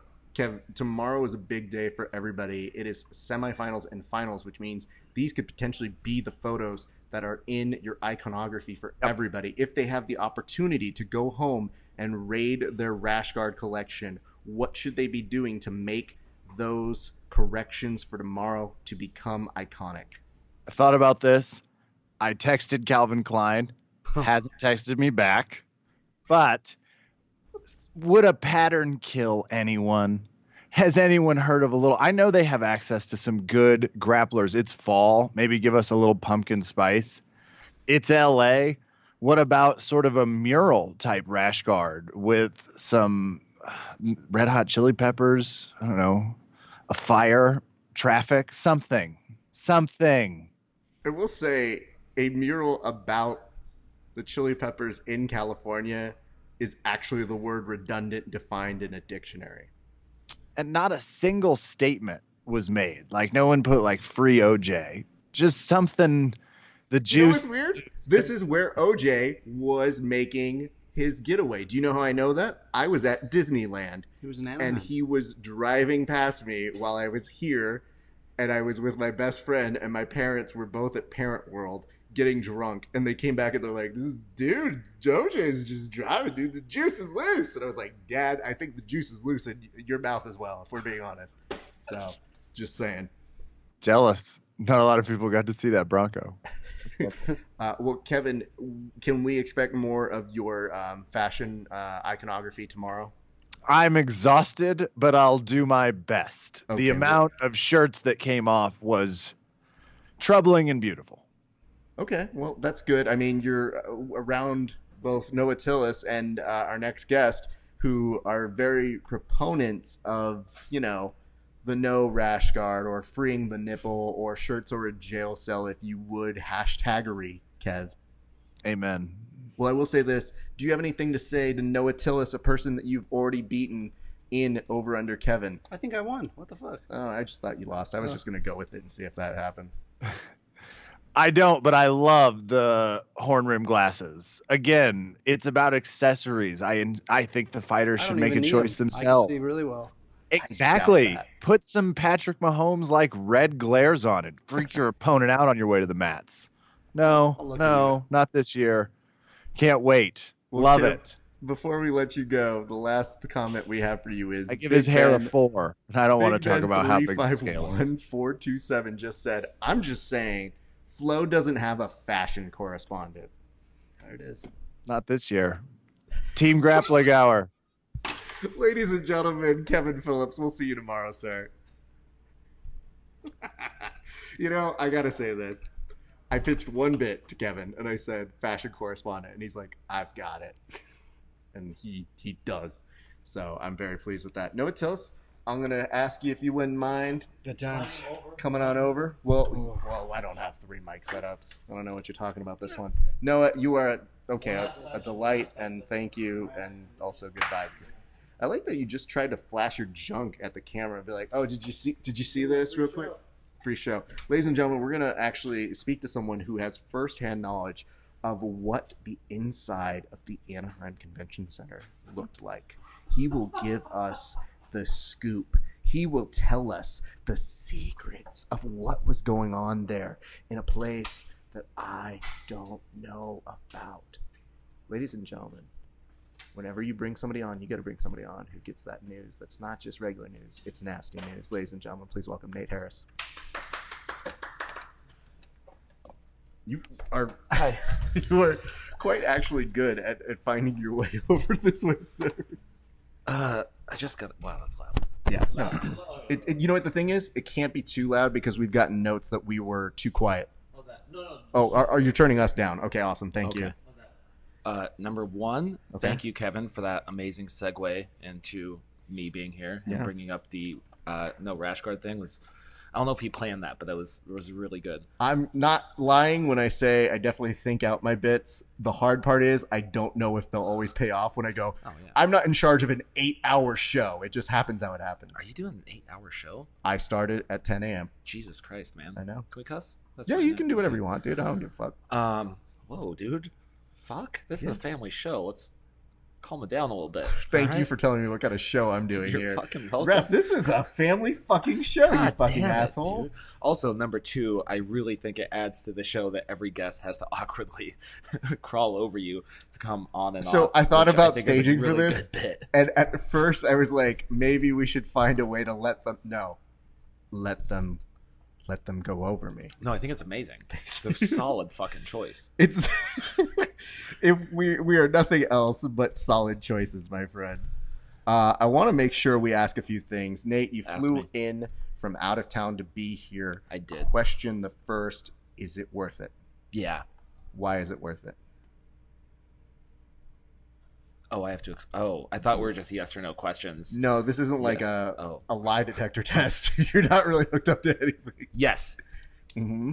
True. Worth it. Okay, good. Yes. Why has it been worth it so far, sir? Well, number one, SoCal beats out New Mexico in pretty much everything. No offense, New Mexico, I love you, but any excuse to come here, I'm going to take it. Yeah. To watch the historical event that is the Olympics of our sport, that in and of itself, I think it's kind of a no brainer. Yeah. Thirdly,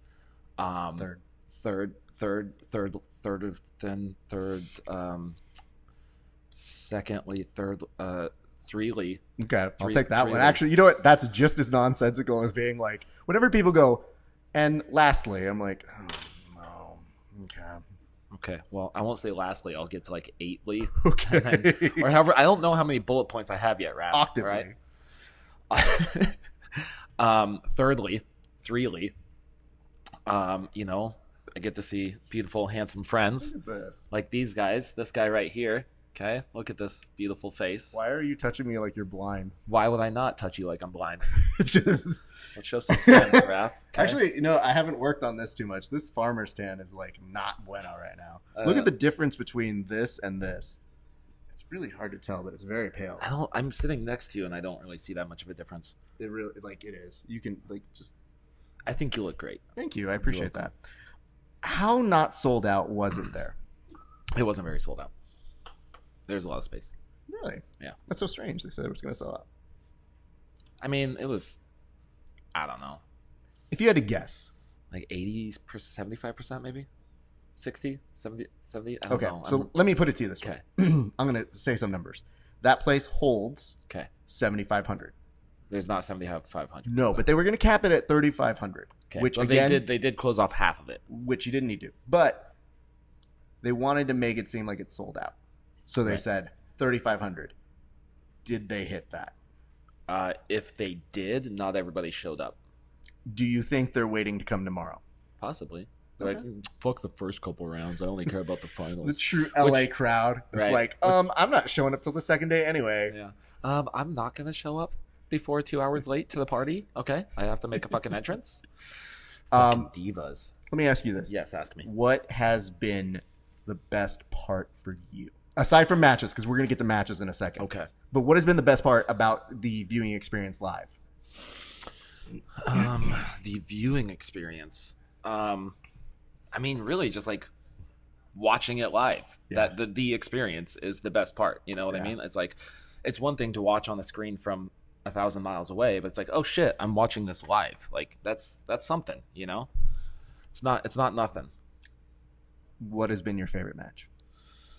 That Garry Renato match just now was Dude, pretty. I don't know how the fuck there wasn't a single point in there. they did this weird dance of let's just go batshit and give all the movement we know, Yeah.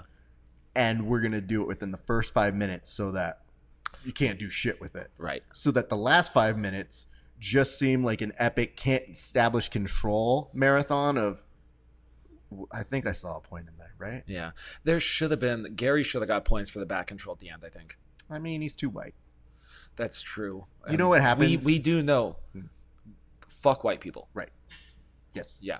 We're all on the same page there. Hold on. I want to make sure. It's hashtag free RAF, which people are trying to start for me, and thank you. You're welcome. Did I start that? I think our collective of friends Yeah. tried it. We all had the same idea of free rap. You know, I think it might have been Alex who did it. And the thing is, I was like, I mean, I'm not, caged. No. But I'm just not allowed it. No, I think I went hashtag let Raf in. That's what I did. That's what you, yeah. I did. I put let Raf in because I'm more literal. The hard part for me is I'm always like, guys, I'm just a marketing dude. So can we agree on one? Like, no, I feel you. You know what I mean? Like, I don't have a lot of requests in this life, but good marketing is one of them. No, I agree. So, okay. Professionalism is another one for me. It just takes a minute every time I see that, especially when I see members of the media carrying like free food and being like, "We got free food." And I was like, "Oh, okay." Wait, what? Yeah. Where? What? What are you talking about? Free food? So yesterday at the very end of the day, okay. The people who were credentialed, not me, Well, of course, because maybe be better. Raf, have you thought about that? It would be, but they were. I mean, you should be better. And then I've thought about it. And I was like, oh my God, I really need to get my shit together in the sport, right? Yeah. And then I see these goons walking out and being like, did you know you get free food sometimes? Woo, being a media member is awesome. And I was like, yeah, okay. I feel like you're really downplaying the importance of free food, Raf. Free food is great. It's great. I think we're all on the same page there, and right? Again, the UFC provides food when you go to cover them. Okay. So it's not like you don't get some form of like, oh man, this is actually really cool. I'm getting free food or whatever, right? It's more so the like, woo, that you literally look over and go, yeah, hey guys, have you been to one of these before? Like any one of these before? Because, but it was definitely a moment where like somebody looked at me and they come over and they go, but you're not professional, Raf. And I was like, I don't want to make fun of them that much. I'll just do it on my show. I don't want to make fun of them like to their backs. Right. I'm going to do it on the internet like a fucking gentleman. Where they can find it. Right. Good for you. Thank you. Good. You know what? Props. That's the worst part about it is I've always told people, I'm like, I think it's really important to be accountable with your jokes. Yeah. Make fun of people in public. Any joke that I say online, I've always been like, oh, I'll tell it to your face. Yeah. Because for the most part, I've never said like, Nate, your mom, bless her soul. But this dirty slut, you know what I mean? Like, and then going into that, right? Because I'd be like, unless you and your mom and I like got down, which not saying yes or no, I would feel sorry for you. Okay, good to know. Yeah, but to me, it always reeks of being like, no. If you do a joke, you should be able to say it somebody's face. So you don't like making passive aggressive memes that are like unassigned are usually like, anyway. Yeah. So let's talk a little bit more about you. Okay, let's talk about me. That's my favorite topic so far. Or if I'm gonna be honest, have you ranked some? No. Okay, well I'm gonna. I missed quite a few. I'm also gonna ask you to rank your favorite topics we've discussed so far. You don't have to reveal them now. Okay. But you can start ranking them so that way we have something there as we continue on. Me? Okay. You should be number one. Yes, Of course. still number one. Number two, I'm really surprised that. Yep. Okay, I knew that one. If this was a Family Feud survey, I would have won. You're really good at that. Whenever I talk to people about you, I always make sure to point out number one attribute of Raph, really fucking good at Family Feud. Survey says. Really, Dude. really like. You know who's not good at survey says? Steve Harvey. Rashad Evans. Oh, really? Rashad Evans, they brought on all these MMA people Oh, yeah, I on a saw recent episode. And my dad, whenever he sees someone in MMA, he'll like send me a text message and be like, son, this MMA guy. Look at this. You got to see this. And I'm like, Dad, no. And the worst part is I'm like, oh, Lima was on there, so I really should watch it. So, okay. Forgot I'm on camera. Yeah. So when that happens, I was like, oh, okay, well, there's that. And then let's see. We've got Chuck Liddell. You've got Randy Couture, I believe. And then they got Is that how you pronounce it? Couture? Couture, yeah. Couture? Juicy Couture. Do you not? I've always pronounced it couture. Is it couture? If you hate the English language. Huh. I don't. I'm a very big proponent of the English language. I'll tell you this much. You know why I can say it that way? Why? Because I went to go watch that man win a world title in Ohio. Oh, really? And that gives me the right. You know what? That man gave me MMA advice 2 weeks before my first amateur fight And ever. what was that fight advice? I don't remember. No! That's not a good story. That was 10 years ago. Raph, I'll one-up you. He gave me advice. What was it? I don't know. It was a decade ago, and I get punched in, or not punched, but I hit my head a lot. I'm a clumsy person. Okay? I've had several concussions, not even that many of them related to combat sports. The joke should have been today, but it's okay. Today? What? Missed it. Fuck, I'm slow. The advice was, if you ever go on Verbal Tap podcast live stream of ADCC, talk about yourself a lot. Okay. That was Randy Juicy Couture's advice to me. It was such a missed opportunity, I felt. So, okay. What did the crowd pop most for there?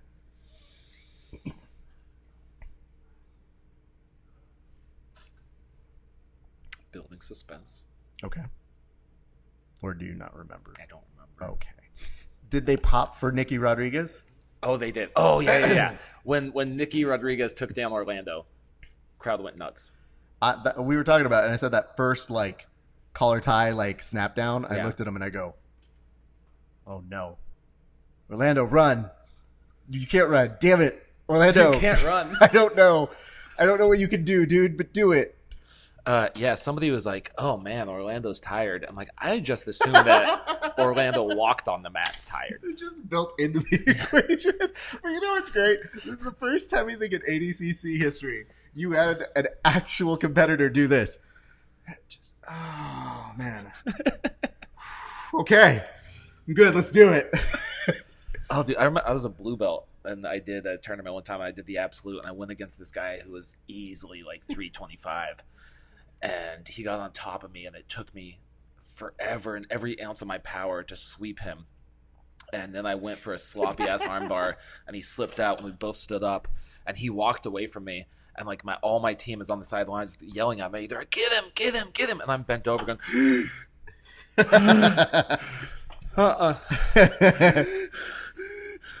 And then he was doing the same because he was bigger. And we're like... That is my favorite kind of wrestling, when you like aren't in the thick of it and you go, I'm so tired, but you do it. Yeah. No, I'm not. Fuck you. Yeah. I can do this club and dig all day. That's like a real big thing of mine. Yeah.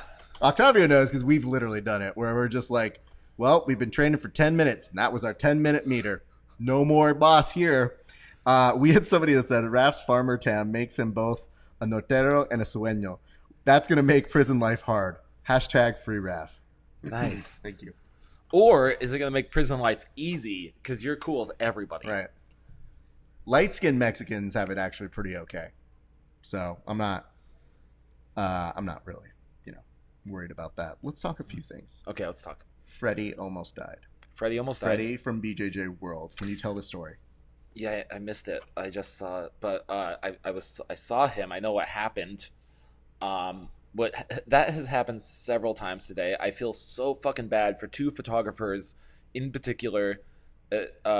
On mat 3, Who died? no one died yet. Who almost died? These 2 photographers, I don't know who they are, but they had Nick Rodriguez and whoever his first opponent was, Muhammad Ali. Is that who he went against? Yes. Not the boxer. Yes. Different one.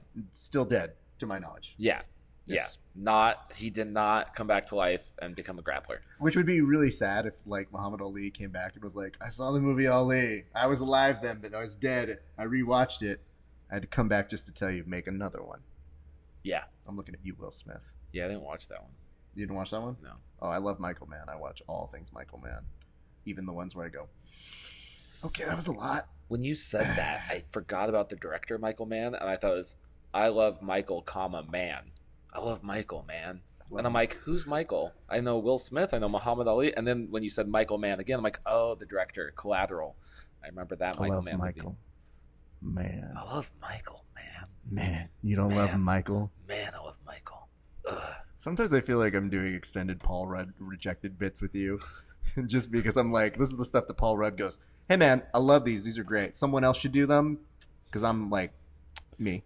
Right. But like, this will go great for you. Then he leaves. Do you have a lot of conversations with Paul Rudd? Yeah, every now. Really? Yeah. Are you fucking with me right now? Maybe. I don't know. Are you doing a bit? Or are you serious? I don't. God damn it. I don't have certain famous friends that I do email chains with. Or I'm sorry. I don't know that. You were a writer for Jay That's Leno. true. That's true. I mean, it's weird. It's not outside the realm of possibility. So here's the weird part about celebrity friends is that you always say something like, oh, I don't have celebrity friends. And then somebody will like remind you, they'll be like, oh, you know that person's a celebrity that you're friends with. And you go, oh, right. They're just my friend. I don't know. So there's like a couple of those, but they're not anybody super like people.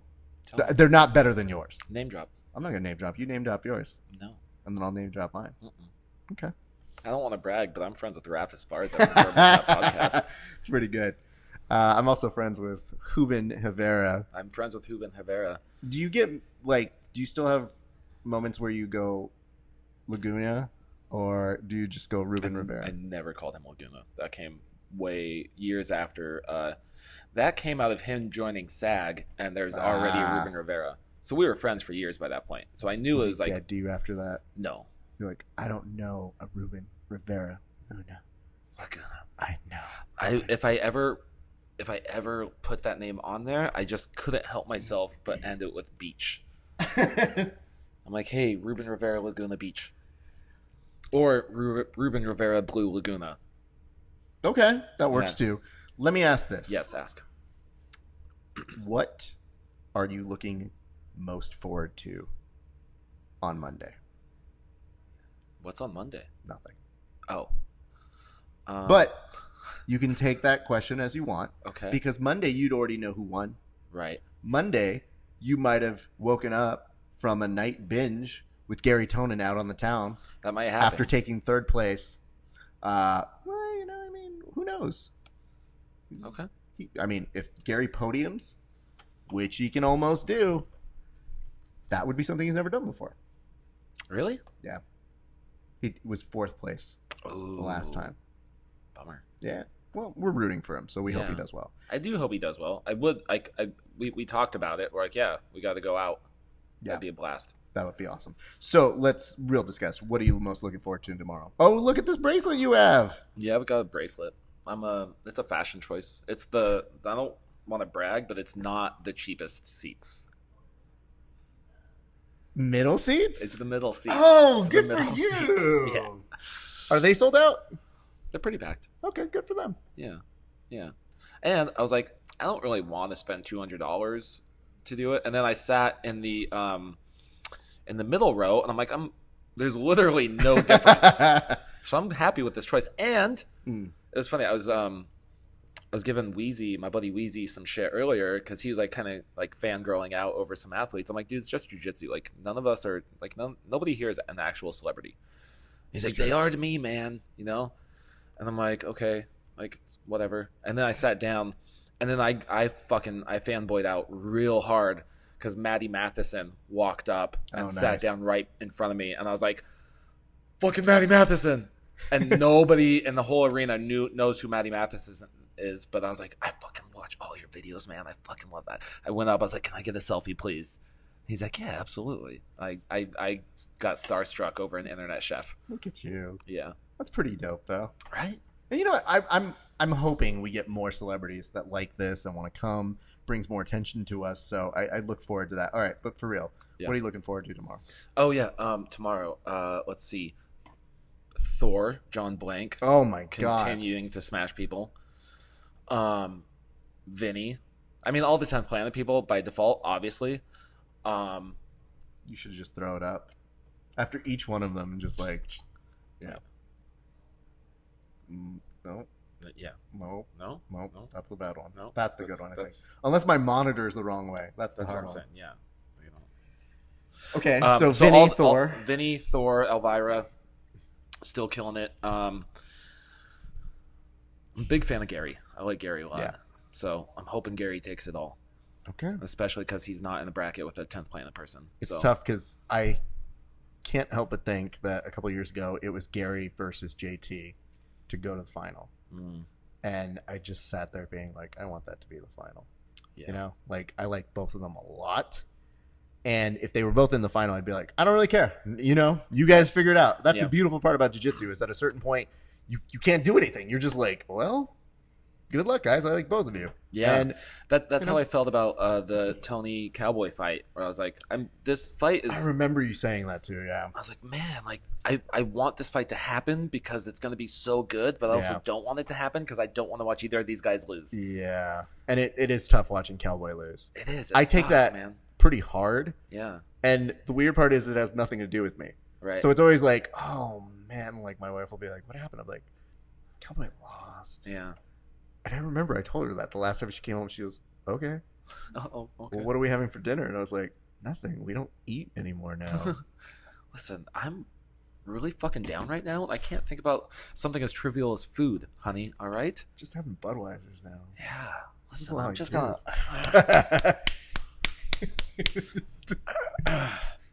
What's life worth living for anymore? Wow. Fuck. You're... It's a specific amount of taps. It was like most people do 3 and be like, bits over. You're like 6, 9, 24, done. I like to beat a joke until it's dead. And nobody else thinks it's funny, but I think it's really funny to keep going after it's not funny anymore. And then people are like, you're just doing this for yourself. I'm like, yeah, I am. We used to have a lot of performers like that. And my gift to them was that I could deadpan at any point. I'm over it, but I'm not going to stop you. Right. So I could look at them and go, okay. And that would be my look to them that says, I've moved on. The rest of the crowd might have too, but if you must, go undo your thing. Yeah. And I had a couple of my friends be like, hey man, thanks. I did 3 more jokes after that, and I knew it was time to go ahead and call it. And I go, I meant call it now, but you do you, boo. Yeah. So that's what you're looking forward to then? Okay, what else is there? Did you get out to train? Where'd you go train? Yeah, I trained at the Costa Mesa last night with, speaking of Ruben Rivera. Yeah. Did a little roly-poly with him last night. Oh, good. A couple other guys. Wait. Oh, okay. I think I know what that means now. What? It's like a 10 pound, sex thing, right? Yes. Okay. Yeah. No, there's no jiu-jitsu. Okay. Yeah. It just takes a second because sometimes you guys will say something and I'm like, is that a move? So I've actually just started making up moves when I do commentary for 10th Planet names. Oh, cool. So we've done this bit on our podcast for years, and it's fake or 10th Planet name. And so we just insert it and see if people go. And I'm like, 3 pigs in a blanket is not a 10th Planet move. And I was like, you are correct. However, can you be sure? Yeah. And then they go to Eddie and they're just like, we didn't do that. Do you remember when they made a website? Yes. Is this a weed strain or a 10th Planet move? I did not get 100% on that. I was a 10th Planet brown belt when that came out, and I did not get 100% on it. I love it. I'm not ashamed to admit that. And also going to go train at Costa Mesa again tonight with Ruben Rivera. Oh, sweet. Yeah. Good for you. That's awesome. Well, I don't want to keep you from that, so let's do this. Well, I got several hours before that. I don't want to... Is that you telling me I need to leave now?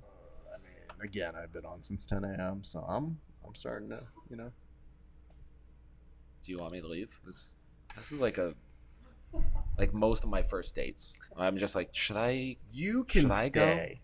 go? Okay, I'm going to. might. Okay, that might be a choice. Okay. I feel like there's gonna be a weird montage that happens that I see of you, partying it up in the GFT gym. Which, by the way, thank you so much for hosting us, GFT. Hey, thanks, GFT. We couldn't do it without you. No, we couldn't. I mean, we really couldn't. No.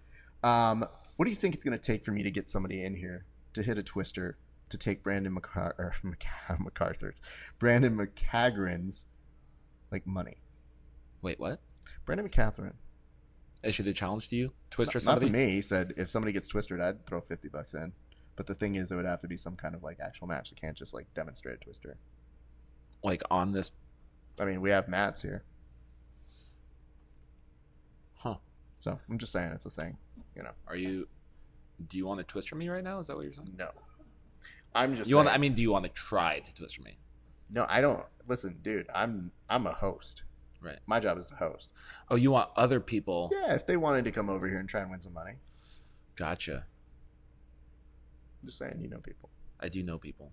And then I mean, you're also on the internet right now. Just say like, hey, 2 people come here. If you hit a twister. You know what happens though? And I'm going to reveal something about our audience. If they're watching us, they've already given up. So half the time they're literally just on the couch, and this is where they're at. They're just like, Raph, that was good, man. You did it. I'm half asleep. And meanwhile, I'm just like, I don't care. I'll take your precious SEO. So. Yeah. Give me views, you little sluts. Really, honestly, give me those fucking likes, whores. Hey, it works both ways because I've told people, I'm like, yo, if somebody murders me in a round, you better get a fucking good rating off of it. Yeah. So, you know, there's that. Nate, where can the people find you on the interwebs? You can find me at Nasty Nate Harris. Look into the camera. Gotcha. At Nasty Nate Harris on Instagram and the Twitters and the Snapchats. If you're a dude, don't add me on Snapchat. You can also follow my school at 10pabq, and also at Darkhaven Studio.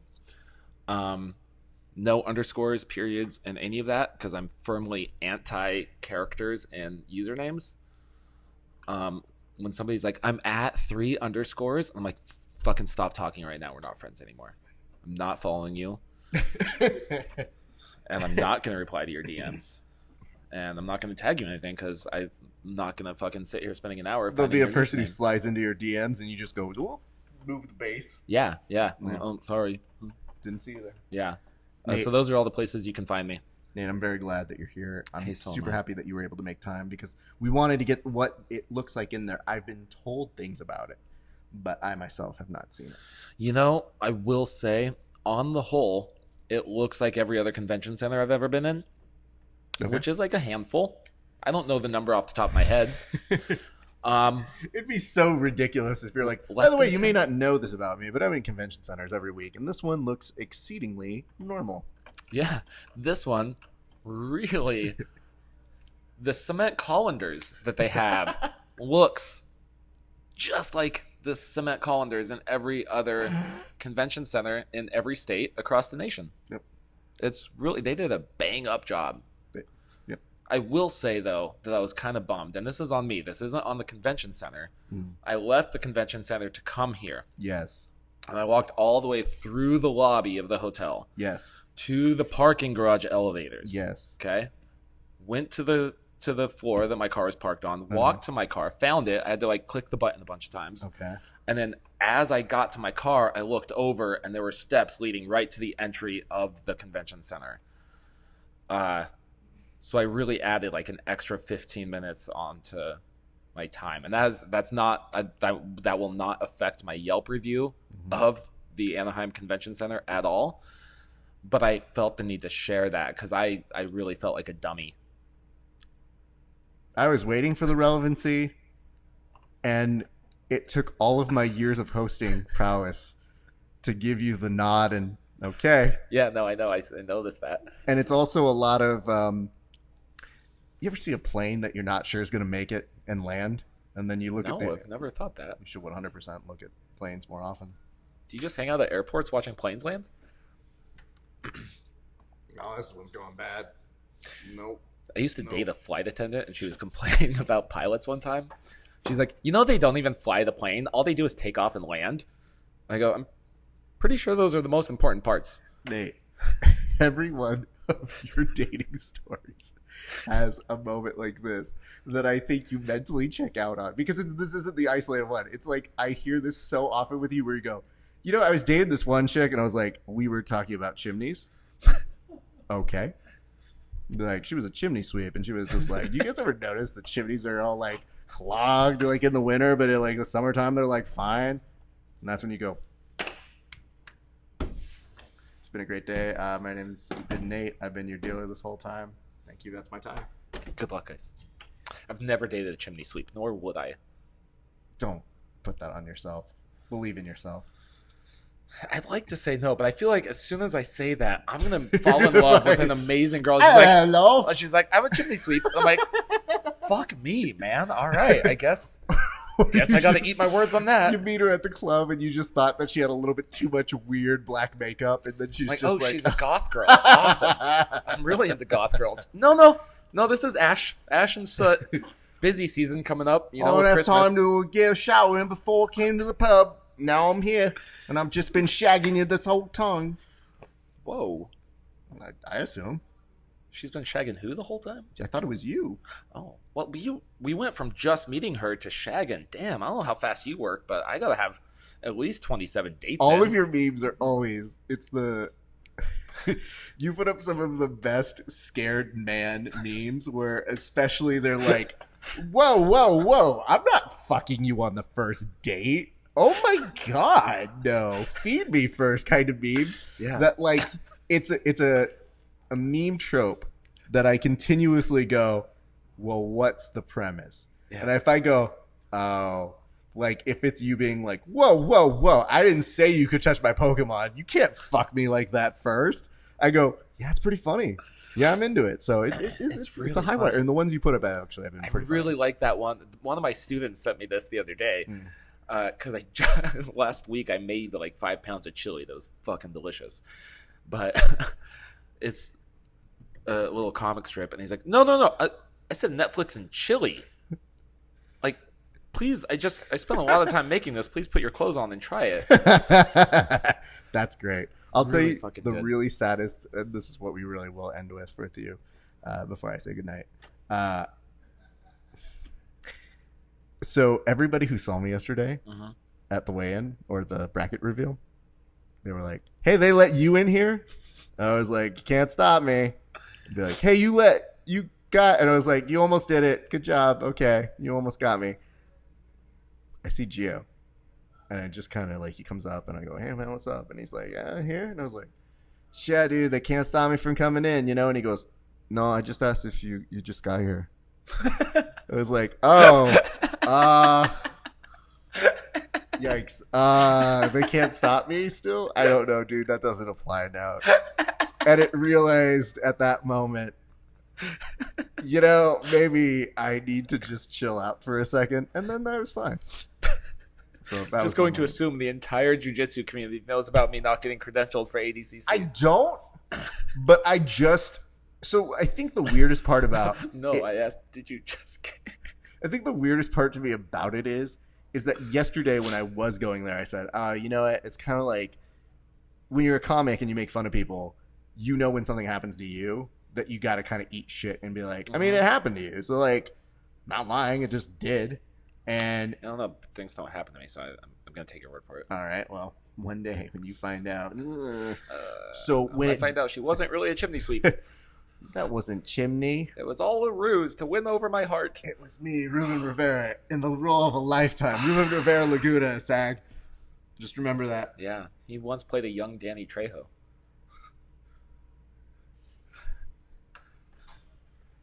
Ridiculous Six. We just need to... What cast... I mean, happy for him. What casting director goes, I want the prequel to Danny Trejo. Just to know where it all went wrong, though. Anyway, here's what I was going to tell you. Yes, it was very weird. But I took a moment and I just go like, oh, but as much as I just kind of like take a moment to laugh at myself, I just go, oh, it's really funny though. Like, I can't believe I was that stupid. And I can't even go up to Gio and be like, oh, dude, I'm so stupid because the things. I was like, he's in his place. We're going to laugh about this later. I'll tell it on the show. It's way fun. Mm-hmm. But, of course, the other thing that made me happy was, of all people I was going to fuck up in front of, I was happy it was Gio. Because at least Gio knows me and just goes, yeah, okay, that's cool, man.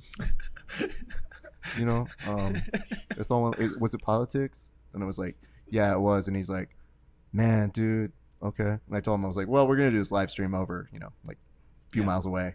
And he goes, you gonna make fun of me? And I was like, absolutely. He goes, yeah, you better make fun of me. Bye, fam. And he just like leaves. And I was like, oh, perfect Gio. Like, the only thing he needed to do was like stage smoke his way on out of there. And I would have been like, wow, that was the most amazing conversation I've ever had. In fact, I think he should start doing that. Just carry smoke bombs like. It'd be so good, especially if he could leave and be like, hey, have you guys ever seen this meme? You'd be like, oh, let me see it, Gio, real quick.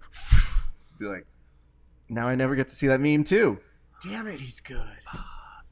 All right, well, Nate, we're going to go ahead and close up. I'm going to say some words real quick, but I'm going to go ahead and do this thing with you.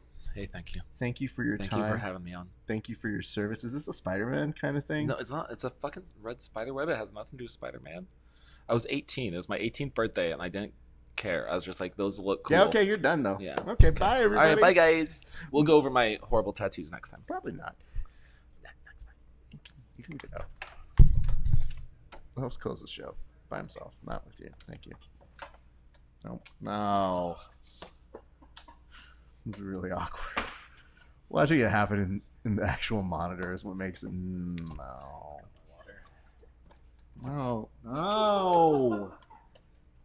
I don't want it. Take it easy, Jon Snow. I wouldn't watch, not a nerd. Anyway, guys, it's been an interesting day. We've learned a lot. Actually, no, we've learned nothing, right? No? Okay. I want to thank you guys for tuning in. Those of you, especially, still staying right now when there's no matches to watch. You're just kind of vaguely interested to see what kind of human interactions happen at the end of a very long telecast. On behalf of everybody here, we're very happy that you tuned in. Tomorrow we got more surprises. We have more analysis. We have more. So here's what I'm telling you guys. If you liked what you saw today, do us a solid. Share our shit anyway. And then do it again tomorrow. Because tomorrow we got even more show. And we're going to be closing out the day with the semifinals and the finals. You're going to see us for all the action. And who knows, maybe we'll have a super fight or two. Or maybe we'll have some nonsense and some breakdowns. But for right now, my name is Rafa Esparza. And on behalf of all of us here at GFT Orange, we just want to say it's been a great day for grappling. We'll see you on the mats.